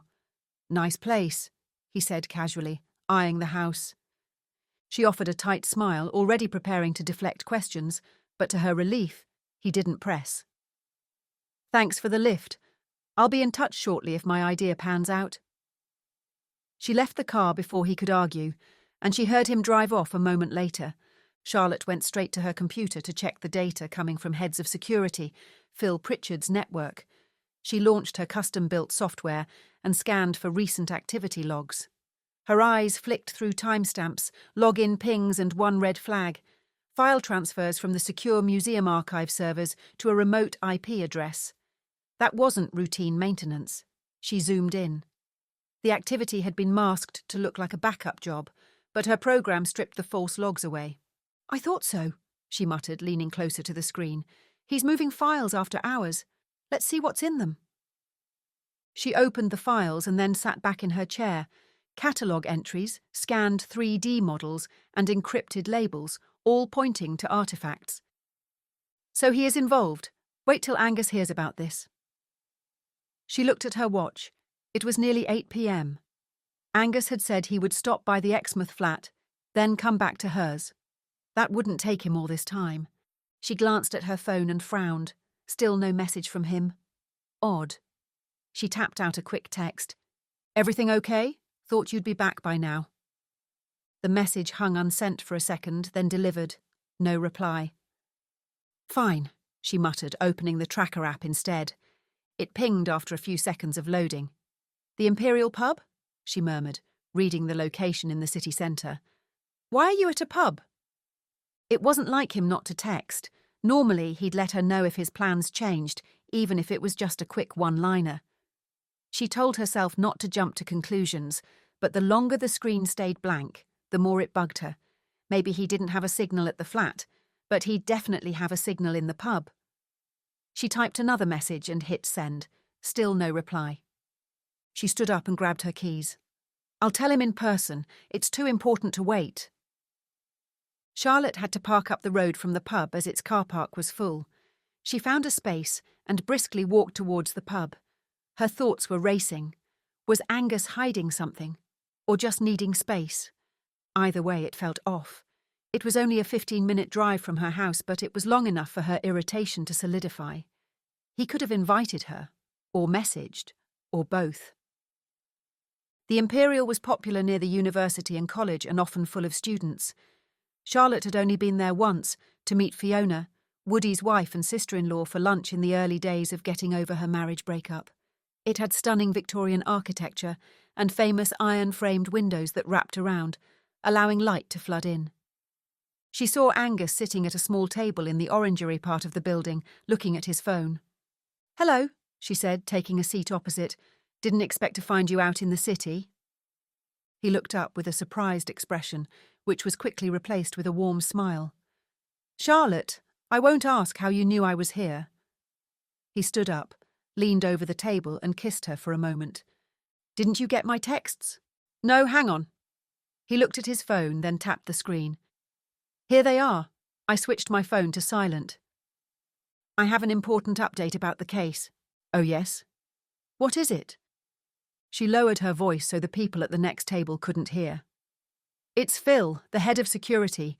He's been 3D printing replicas of artefacts." "Wait, he's doing that himself?" Charlotte nodded. "Yes, but he's not working alone. I think Ed's been helping him replace the real items with the replicas. He's the one with the access and the handling skills, and the gang is doing the selling. That's why nothing has been showing as missing in the Enclave. It's because all the cases are full, so nobody thinks anything has gone." Angus pushed his glasses up. "How do you know this?" "It's all on Phil's network data. I saw that he had 3D printers. 3 of them, no less, but I didn't look at what he was printing. I assumed he was making things to sell at his local market, which he also does, but when I looked closely, some of the printing was of artefacts.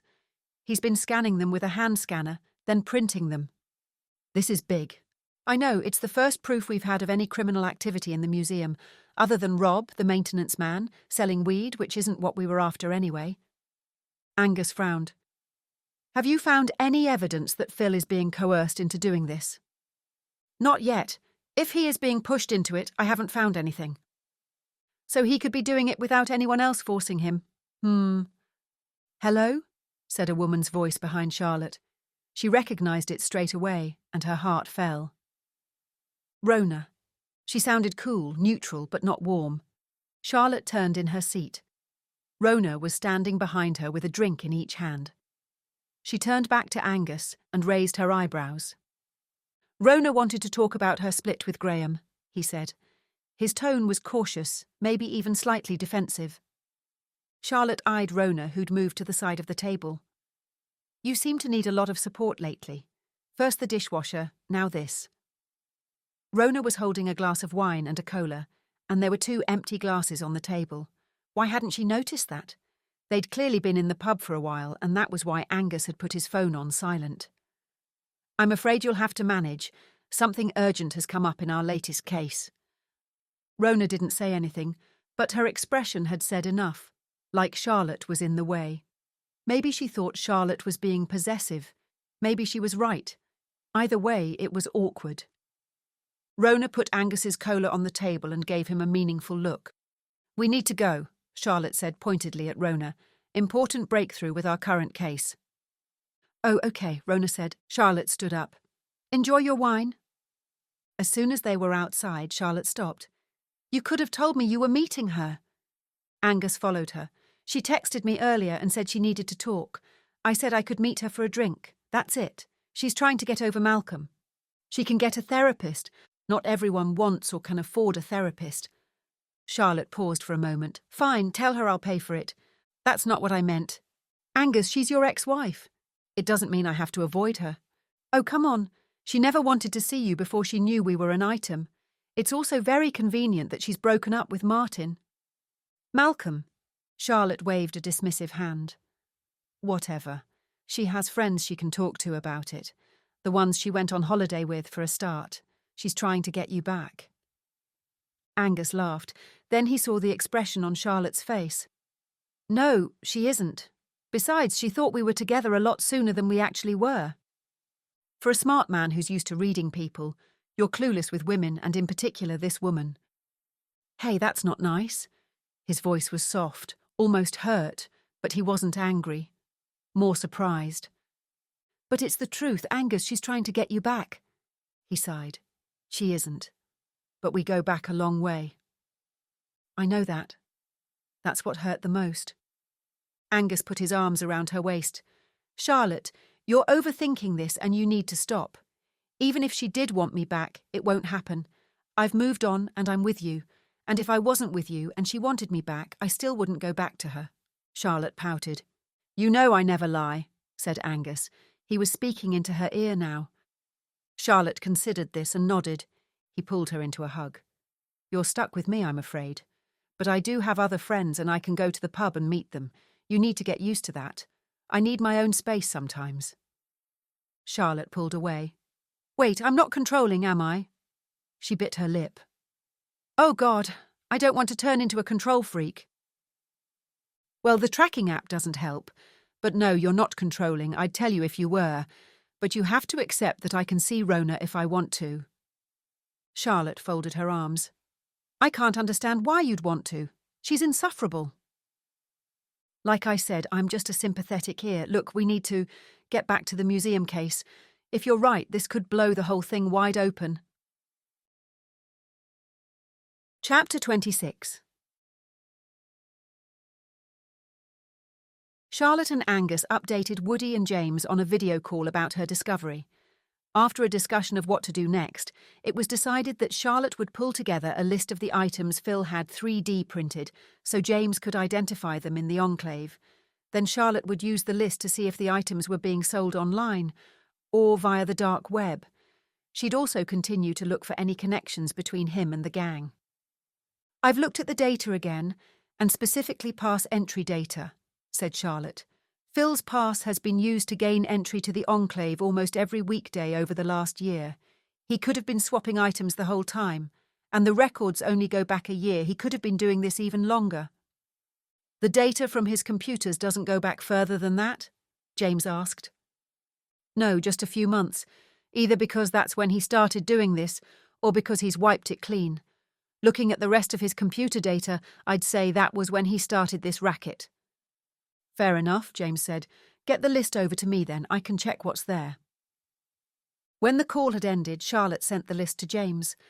While you dig into everything tomorrow, I can get some more work done on the flat, Angus said. Charlotte nodded at him from behind her desk. Once I've done that, I'll go back to the museum and do some more volunteering. I want to see if I can catch anyone else acting suspiciously. Angus frowned. I don't think you should go back to the museum. What's the harm? It's broad daylight, a public place, and the gang don't know we're onto them. What's the point? What do you expect to see? Charlotte shrugged.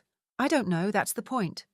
You have the network tapped, access to the CCTV and your own spy cameras. You don't need to go to the museum at all. You can watch everything that goes on there from the comfort of your own home. Charlotte huffed. Maybe I like being there and getting out from behind a computer. She had a point. I understand, but this gang is dangerous. What if your data feed brings back information that the gang have a delivery, or that Phil is going to swap some items he's 3D printed, and you get caught up in it? Charlotte sighed. All right, I found a few websites where he may have been selling things. If I can find any online selling accounts for him, I can build up more evidence. There you go, said Angus with a smile and a sense of relief.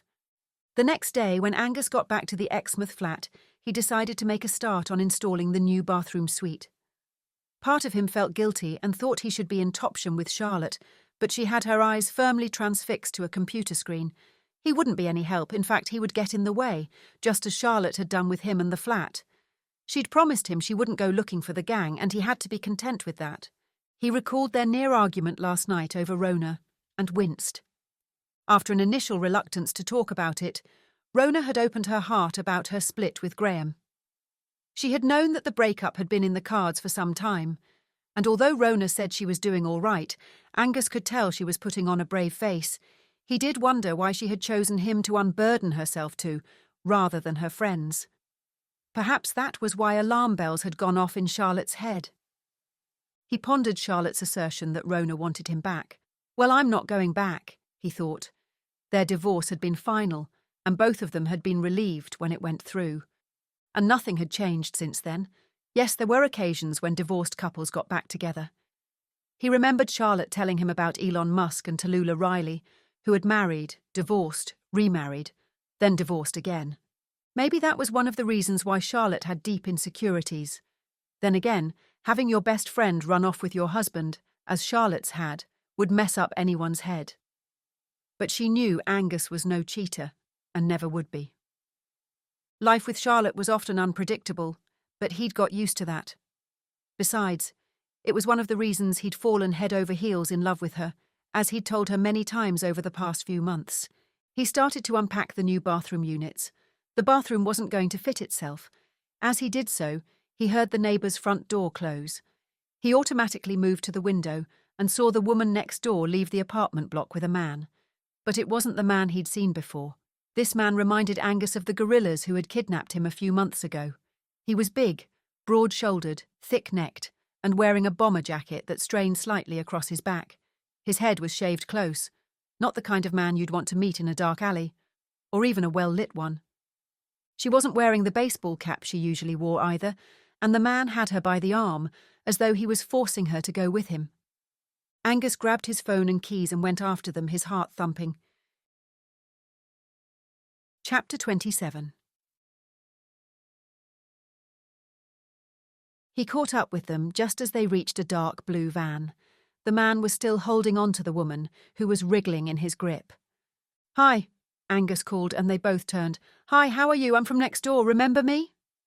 The man pulled out some keys. "Piss off." "That's not very nice." He turned to his neighbour. "Is this man giving you trouble?" She gave him an anguished look and gave a tiny nod. "Get off her," Angus told the man. The man stared at him. "This is nothing to do with you." "It is if you're attempting to kidnap her." The man shoved the woman to the side of the van and grabbed Angus by his t-shirt. "Look, mate, Get your nose out of what isn't your business, or you'll be sorry. I don't think so. I won't just let you kidnap someone in broad daylight. The man drew back his arm to hit Angus, but Angus anticipated him and ducked. He'd missed. Angus grabbed the man's arm, twisted it, and forced it up his back. The man grunted in pain, struggling to break free, but Angus tightened his grip. With a sudden burst of strength, the man jerked his elbow down, loosening Angus's hold just enough to turn and shove him backwards. Angus stumbled but regained his balance. The man lunged, aiming a punch at Angus's side. This time Angus sidestepped, catching the man's wrist and using his own momentum to pull him off balance. He delivered a sharp jab to the man's ribs, feeling the shock of the impact reverberate up his arm. The man gasped, clutching his side, then swung at Angus and missed again. Angus punched the man in the gut and he doubled over with a pained wheeze. Had enough? Angus asked. He looked at his neighbour standing beside the van in stunned silence. If you go back to your flat, will he keep hassling you? Angus asked her, between fighting to get his breath back. She nodded. I know someone who can help you, a woman. She's my partner. Will you trust me? He wondered if he should tell her he used to be a police officer, but not everyone reacted in a positive way to that knowledge. Her gaze darted around for a moment, then she nodded again. Angus steered her back towards the flat, but instead of going inside, he opened the passenger door of his car. Do you need to grab anything from your flat? He asked, checking the rearview mirror again. Still no sign of the van. She shook her head. No, I just want to get away from him. Angus gave a small nod, noticing her hands trembling slightly in her lap. She looked pale and exhausted. She was in her late 20s, he guessed, pale skin, hair tied in a low ponytail, and wearing cheap leggings, a grey hoodie and trainers. There was a tiredness in her face, the kind that didn't come from lack of sleep but from carrying too much fear for too long. You don't have to tell me why that man was trying to kidnap you, but you can tell me your name, Angus said as he drove out of town and towards Topsham. Jodie. Hi, Jodie, I'm Angus. He looked in the rearview mirror. There was no sign of the man. I know you have no reason to trust me, but I meant what I said. My partner runs a refuge for women and she can help you. I can't take you to her house in case that thug follows us, but I'll take you to a public place where we can wait for her. Chapter 28. Charlotte was staring at her screen when her phone rang. Angus, she picked up the call.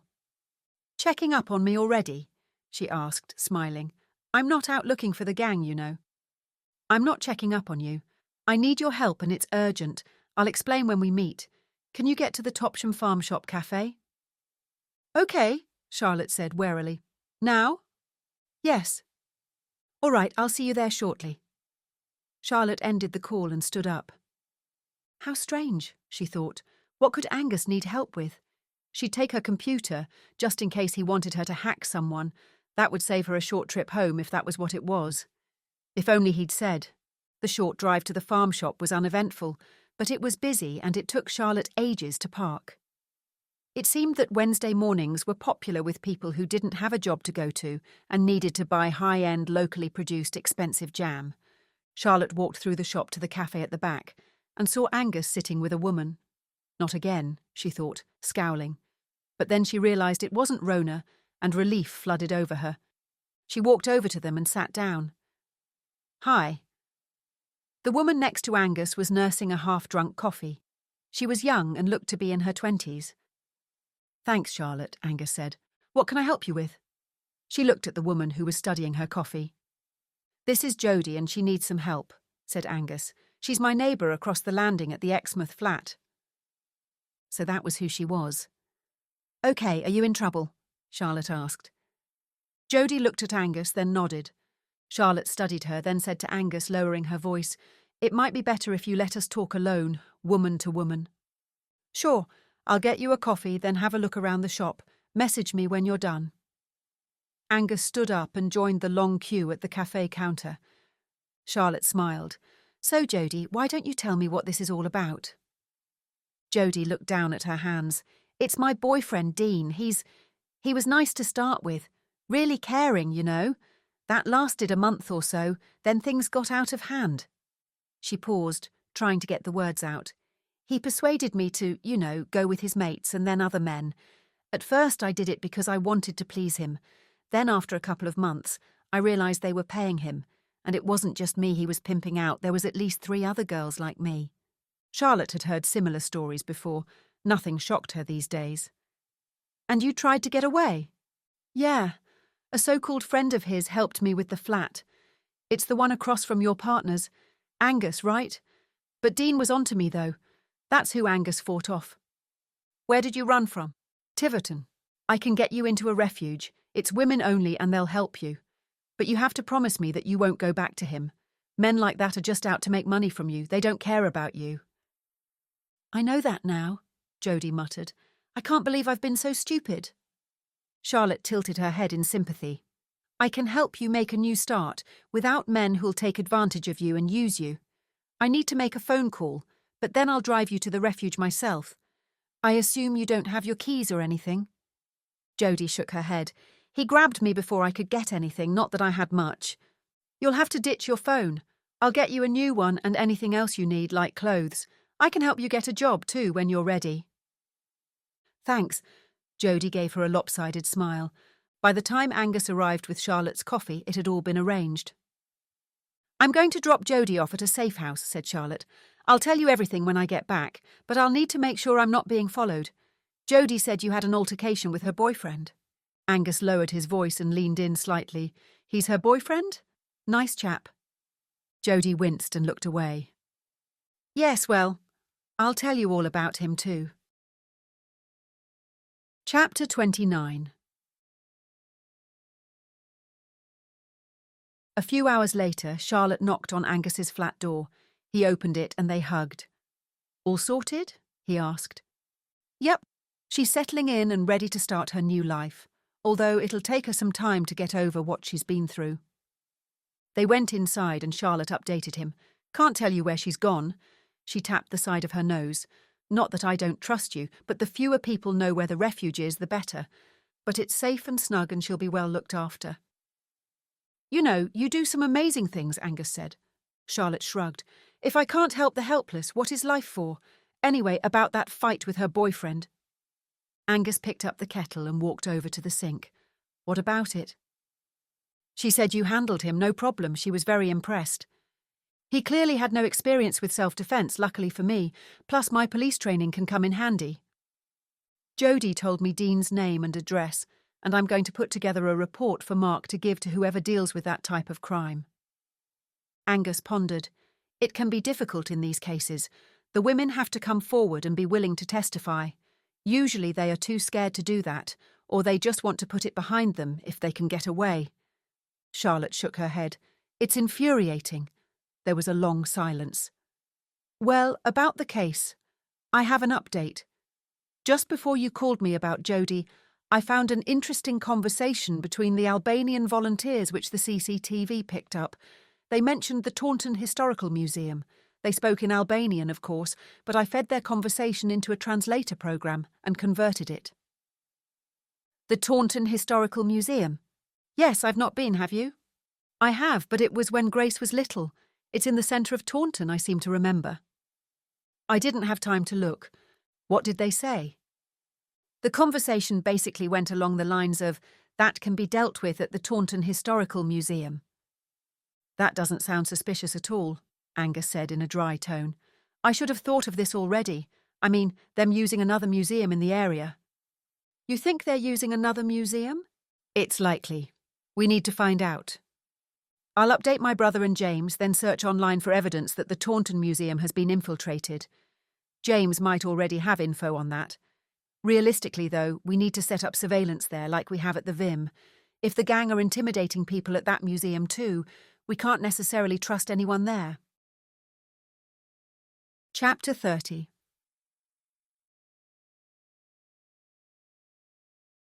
The next day, when Charlotte had spoken to James and Mark, they'd said they'd not heard of any gang activity at the Taunton Museum. Later on, she had found several significant pieces of information and updated Angus over the phone. The Taunton Historical Museum have recently acquired a number of important artefacts, all to do with the local area. It was around some misplaced items. They claimed some items had been lent to a museum in Glastonbury and had not been returned. Then they suddenly reappeared a few months later. It was reported in the local news but only glossed over. "It could be nothing," said Angus, "but it is suspicious knowing what we do about the Vim." "Do you think all museums have this problem with missing items?" asked Charlotte. "I have no idea, but it's worrying that this keeps happening. If we go to the Taunton Museum, I can try to hack into their network and have a sniff around. At least that way we can see if anything obvious is going on." Angus paused for a moment. "I'm always of two minds about your hacking companies." "It's for a good reason, though. It's always for a good reason. I don't go around hacking people just for the sake of it. And it's for a nasty gang. How about we just visit the museum and see if anything sticks out? Maybe the Albanian's conversation was perfectly innocent, though I doubt it. At least we can scope it out." "Don't you want to get on with the renovations?" "It can wait." An hour later, Charlotte and Angus arrived in Taunton. Angus had driven while Charlotte read out information about the museum. The museum is housed in the old Taunton Castle building, which was built in the Anglo-Saxon period, then extended in the Norman period. It has an impressive range of buildings, like the Great Hall and a gatehouse. Inside are a range of collections, including items from the Bronze Age, Roman, and medieval periods. The star attraction of the museum is the Lowham Roman mosaic, discovered in 1946 in Lowham near Langport. It depicts scenes from the Roman myths of Dido and Aeneas.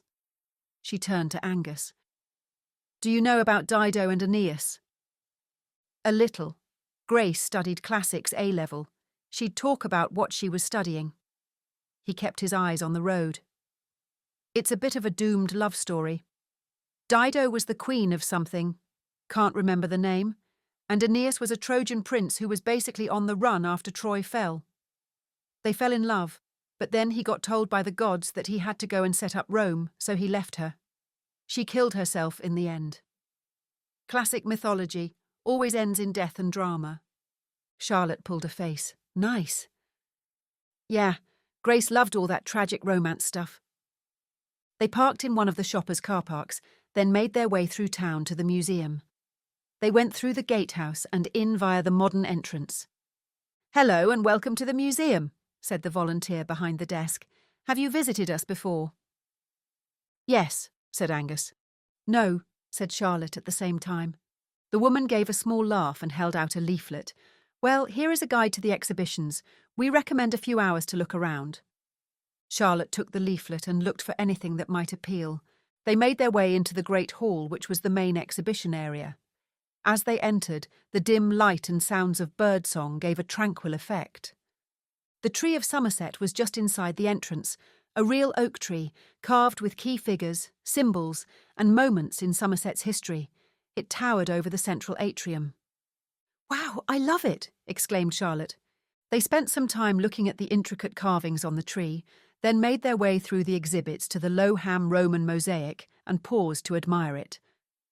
"That must be Aeneas arriving," Angus said, pointing to a scene on the left. "See the ship and the figures greeting each other?"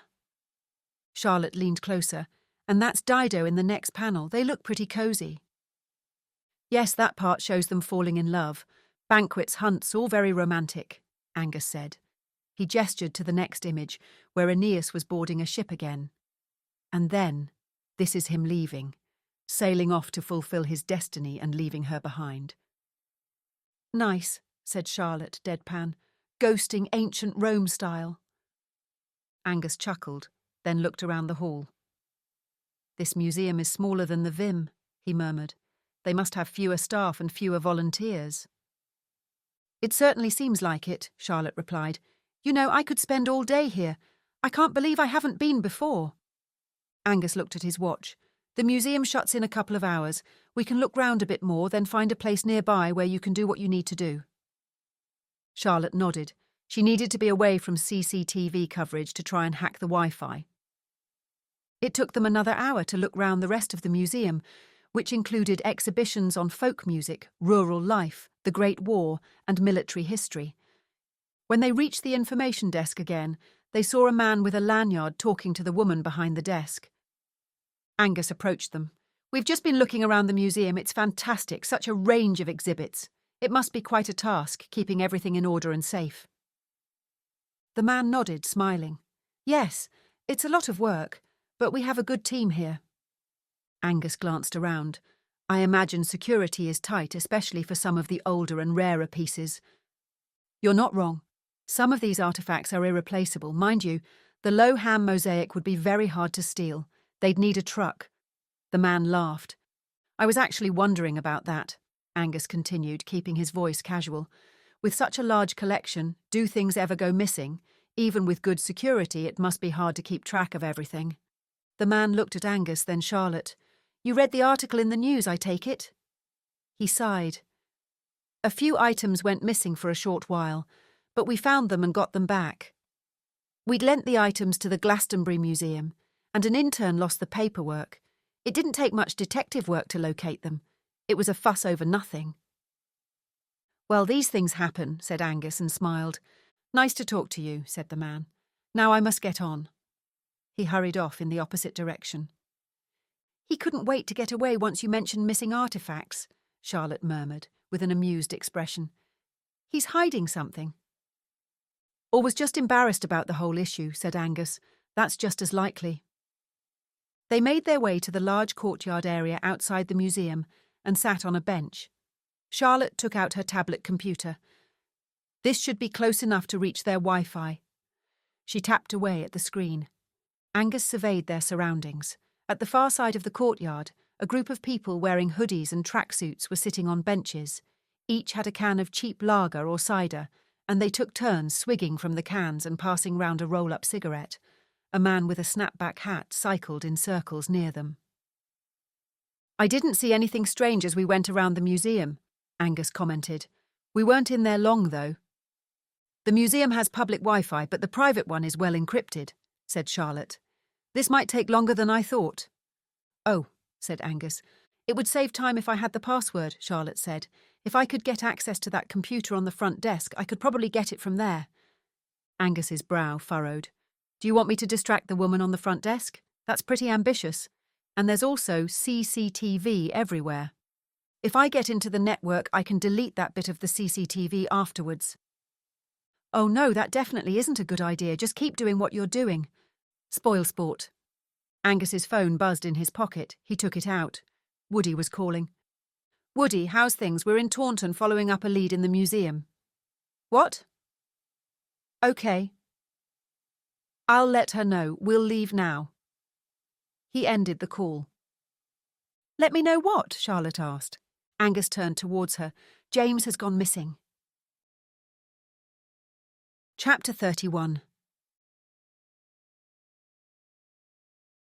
Charlotte's eyes widened. James missing? Accidentally or intentionally?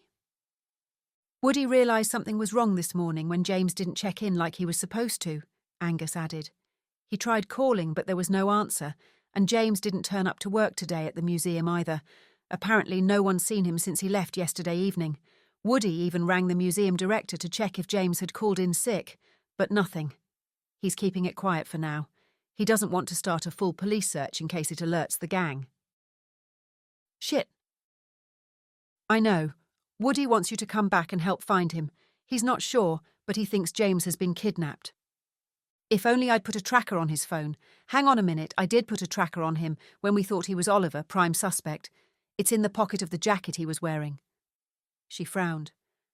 He might not be wearing it now, or he might have found and destroyed it, but I'll need to check it at home. I took the tracker off my phone when we discovered that James is an undercover police officer. Angus frowned.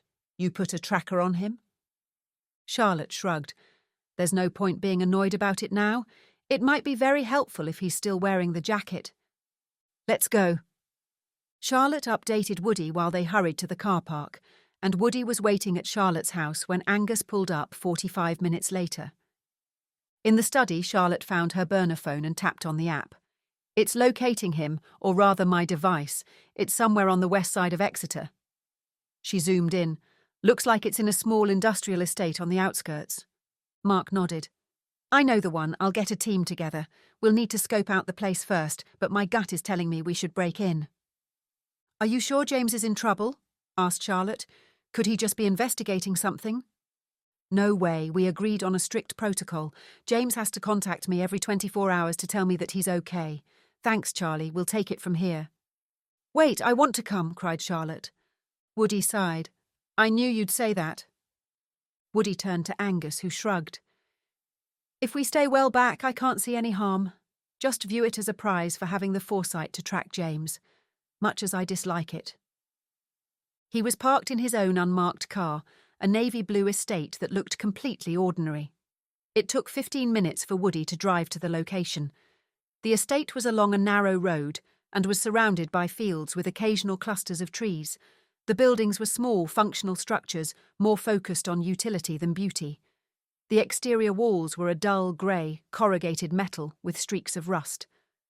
"The tracker's at Unit 4, Charlotte said, looking at her phone. Unit 4 was set slightly back from the others.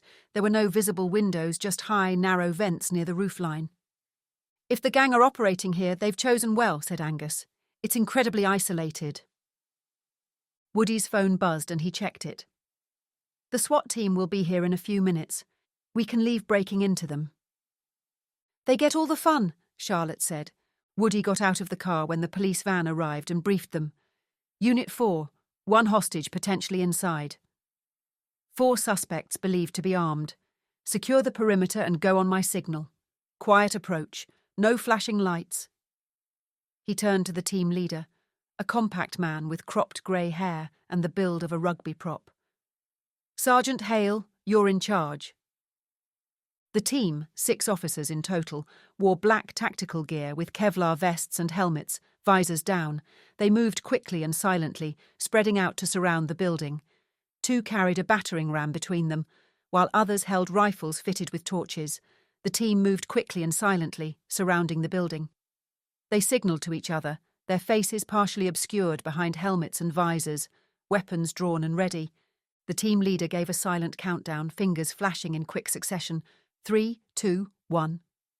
With a swift, decisive motion, the door of Unit 4 was breached, a loud clang reverberating as they used a battering ram to force it open. It took 2 hefty strikes to break the steel frame. The door smashed open with a crash. The officers went in, 2 at the front, crouching low, sweeping left and right. The rest followed, each covering a different angle. "This is the bit where I want to follow them, but I've learnt to leave them to it," Woody commented dryly. "They hate being watched." Muffled shouts came from within the building. A minute later, 4 men were dragged out, mid-30s to 50s, all in plain, dark clothes and clearly not expecting company. One had a swollen eye and another was bleeding from the nose. They were made to kneel on the tarmac. "Where's James?" Charlotte said, standing on tiptoe and peering. "If he's in there, he'll be out in a minute," said Angus. "Do you think... He's not dead, is he?" She looked fearfully at her brother. Woody, watching the building, huffed out a breath. "I hope not." A moment later, another officer came out with James, who was leaning on him for support. He led James to a low wall and he sat down. Woody, Charlotte and Angus went over, and James managed a faint smile of gratitude. His face was pale, there was a cut on his cheek, and his jacket was torn. One hand trembled slightly as he wiped sweat from his brow. He looked exhausted but not seriously injured. Woody sat on the wall beside him. "We'll get you checked out, and then we'll take a statement." He looked at the gang members on their knees. "None of them are the ringleaders? No Marku?" "Just standard grunts, then?" Woody asked. James nodded. "They were just there to guard the place. I think Marku came and went. He's too smart to hang around long." "Convenient that he's not here." Woody scowled. "How did you find me?" asked James. "They took my phone." Woody gave Charlotte a sidelong glance. "Now there's a story you won't believe, but I'll tell you about it in a moment. What happened?" "I was at the Enclave checking Charlotte's list, and it seems that I walked into one of their deliveries." He shook his head. "They were moving something out. Boxes, maybe. I couldn't get close enough to see what was in them. Someone came up behind me. I didn't see them. That's when they grabbed me. I was in the wrong place at the wrong time." "Or right place at the right time," Woody said. "At least it's over now." A uniformed officer came over to James and handed him a bottle of water. James thanked her and took a gulp. "I'll get the debrief over with ASAP," Woody said. Then you can move on to something stronger than water. So how did you find me? They smashed my phone. I honestly thought this was it. No one would know where I was. Angus and Woody looked at Charlotte, but it was Woody who spoke. That's all down to my clever little sister. Charlotte gave a wry smile and pointed. I planted a tracker in your jacket pocket. James looked confused. What, when? First time we met in the kitchen at the museum. Then she hastily added, It was before I knew you were police. James gave an ironic laugh. Wow, that's brilliant, I guess. He delved into his jacket pockets and felt around for the tracker. It took him a few moments until he found it. He examined the tiny silver dot that looked like a small button battery. I don't know whether to thank you or be annoyed that you didn't tell me about it. I thought it best to not tell you until the case was over. I haven't been tracking you, by the way. Just as well, that decision probably saved my life. You think they'd have killed you? Charlotte looked shocked. I think that's what they were planning, yes. Chapter 32. The next day, Charlotte and Angus stood at the front of the crowd of staff and volunteers of the Vim Museum who were congregated in the cafe. James and Woody were taking the lead on this case, but had asked them to attend. The staff and volunteers all knew why they were there. Word had got around quickly, but this had to be a formal matter. Their chatter echoed until Charlotte wanted to put in her earplugs. Can we start? She asked her brother. Woody nodded and banged on the table to get everyone's attention. A few people jumped, and then there was a hushed silence. Thank you, said Woody. I'm DCI Mark Lockwood. I think most of you know why you're here, but I'll go over it anyway. Yesterday, some individuals were arrested who have been forcing museum staff and volunteers to assist them with criminal activities. Now, some of you might be worried about this, but I want to assure you that if this has happened to you, you will not be charged or disciplined. A murmur rippled through the crowd. We are still gathering evidence and a number of staff have already given witness statements. However, we want to know as much about the gang's operations and their crimes as we can. I want to reassure you that others here have also been forced into working for the gang. They cannot carry out the threats they made against you anymore because the gang members have fled, probably back to Albania. Another buzz passed through the throng. For those of you who prefer it, Woody continued, this can all be dealt with anonymously, and I'll hand out leaflets of how you can contact my department. You can then contact us in the comfort of your own home, and no one will be the wiser. Charlotte watched the staff and volunteers react to her brother's words. If, however, you would like to speak to us now, myself and a number of my staff will be here all day to take statements. There was another buzz as the staff talked to each other. Charlotte saw Maria at the side of the room, caught her eye, then smiled. Maria smiled back. Earlier in the day, Charlotte and Angus had gone to the museum and told her everything.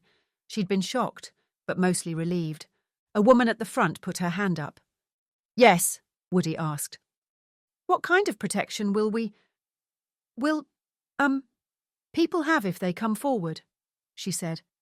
I mean, if the gang finds out someone has spoken to you, is there anything in place to keep people safe?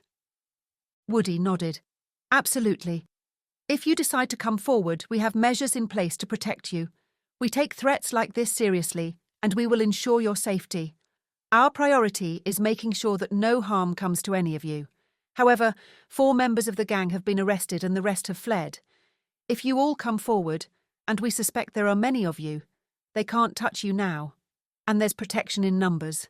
We know the gang have been intimidating a number of you individually, so if you thought it was just you they had threatened, it wasn't. James stepped forward. Some of you might also know me as Oliver Chambers. I've been acting as a curator. What you didn't know is that I'm also an undercover police officer, looking into the gang. I understand the risks and fears that come with being close to something dangerous, but that's why we're here, to make sure you're not alone in this. There was another murmur among the crowd. Another man raised his hand tentatively. How did they even get a foothold in here in the first place? I mean, shouldn't the museum's security have noticed that something was off? That's a fair question, said Woody. Part of our investigation has focused on understanding how these individuals infiltrated the museum. The reality is that organised criminal groups like this one exploit vulnerable people and pressure them. Unfortunately, they can be incredibly good at covering their tracks. We're here to make sure that if any of you have been put in a compromising position, we're on your side. If you have even the slightest suspicion about something you are asked to do, please come forward, even if it seems insignificant. Any other questions? There was a long pause. All right, thanks everyone, Woody said. They watched the staff and volunteers file out of the cafe. A couple hung back talking, then realised they were the only ones left and hurried out. Now we wait and see what happens, said Woody. I think you may have a punter already, Charlotte said, indicating the doorway. It was Ed Merton. Woody nodded and headed over to him. Maria re-entered the cafe and came over. Thank you so much for all this. When I hired you, I had no idea what you were about to uncover. Neither did we, said Angus. By the way, your head of security, Phil, has been arrested. He's been making fake artefacts with 3D printed replicas. DCI Lockwood arrested him this morning. He's talking to him later. Maria shook her head. Do you think he was one of the gang's victims? We'll have to wait and see, said Angus.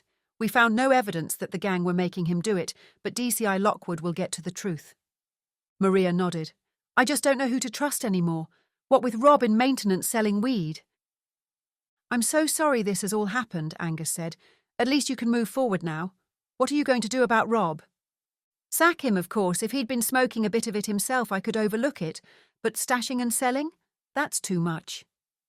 She shook her head. Not long after, Charlotte and Angus left the museum and walked down Gandy Street and into the shopping area. Well, that's another case sorted, Charlotte said.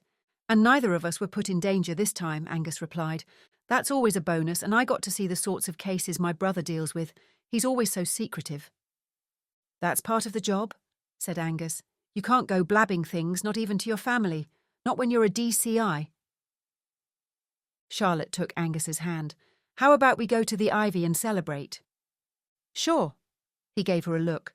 But I'm paying this time. You're not turning me into some sort of kept man. She rolled her eyes. Would that be so bad? You could stay at home all day and see to my every need. She closed her eyes dreamily. Now there's a thought.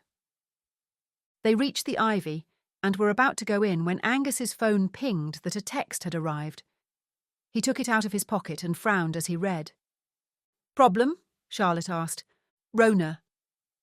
He glanced at Charlotte, who tried to look disinterested. Angus typed a reply and hit send. She wants to meet again. I told her to talk to a friend. Charlotte shrugged with one shoulder. If you want to meet her, you can. No, he said, slipping his phone back into his pocket. I'm exactly where I want to be. Chapter 33.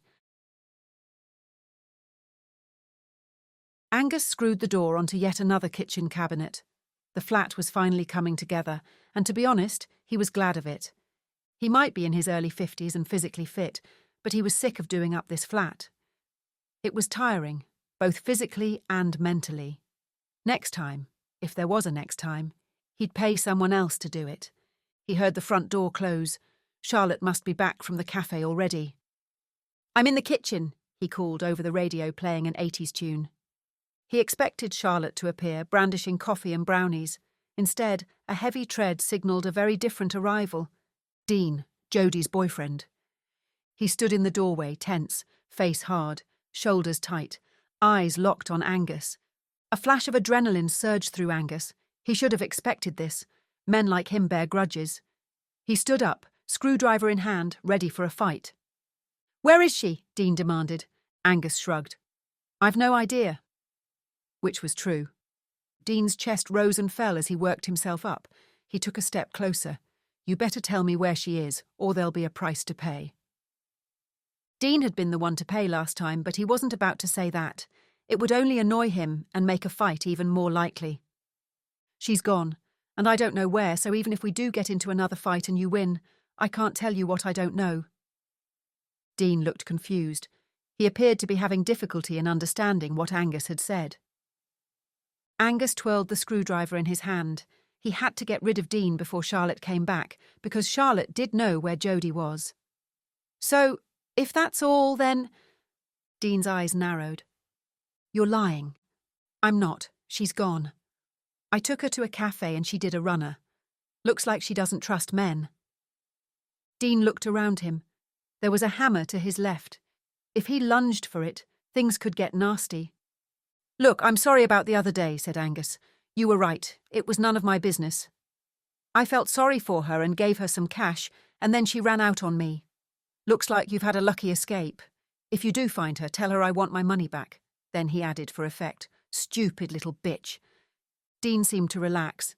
His shoulders lowered, and he actually looked as if he might smile at Angus's apparent misfortune. Then Angus's worst fear came true. He heard a key in the lock. Charlotte. "Hi, I thought you were leaving the door on the latch for me," she called. "Lucky I have a key." She came into the kitchen carrying 2 coffees and a paper bag and stopped dead when she saw Dean. "Hello, who are you?" She walked past him and handed Angus one of the coffee cups and a brownie from the bag. "No one," said Angus. "He was just leaving," Angus said. Charlotte grinned. "Oh well, nice to meet you, no one." Dean stared at Angus for a moment, then turned and left. "He was quiet," said Charlotte, taking a sip of her coffee. Angus went into the living room and looked out of the window to make sure Dean was really gone. When he had seen him walk up the road, he turned to Charlotte. That was Dean. "Wait, what? Jodie's boyfriend?" Charlotte's free hand clenched. "What a bastard! Why didn't you tell me? If I'd known, I'd have given him a piece of my mind." "Because he was here looking for Jodie, and you know where she is. If he got an inkling of that, you'd be in danger." "What did you tell him?" "I said I didn't know where she was." "That's the truth. I made some stuff up about her taking my money and running off. He seemed to buy it." Charlotte gave him a look of admiration.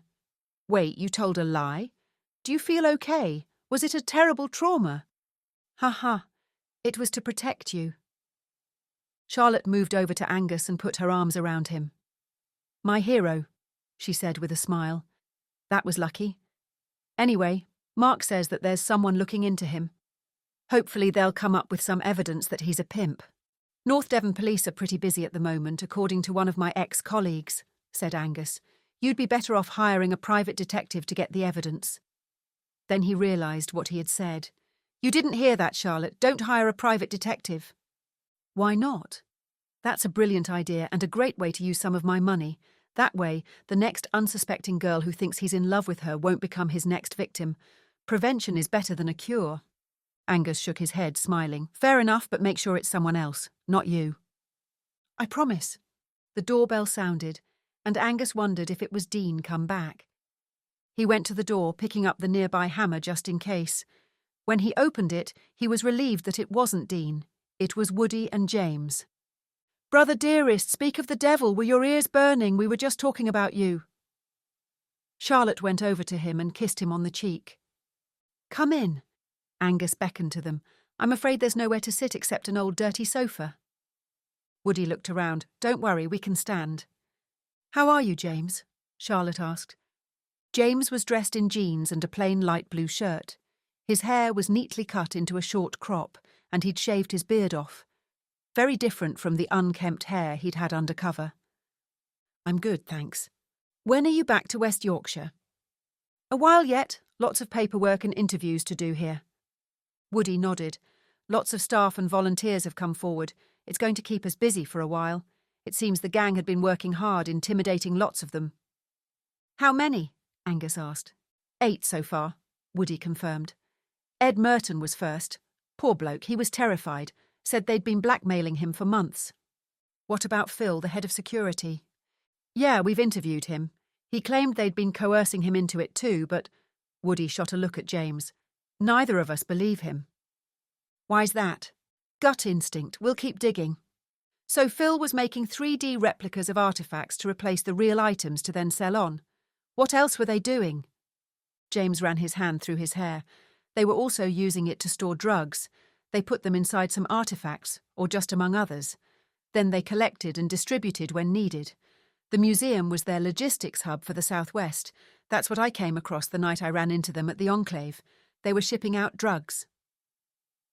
"What about the gang leaders?" Charlotte asked. "Still missing," Woody confirmed. "Oh, that's disappointing." "Tell me about it.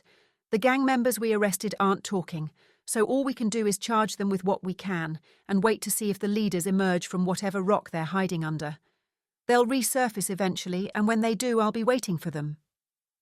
Woody and James left shortly after leaving Charlotte to survey the flat. "Now, how long will this godforsaken flat take to finish? I want to go on another holiday with you. Tell me a place you've always wanted to go but never have, and that's where we'll go." Angus smiled down at her, thinking for a moment. "How about Madagascar?"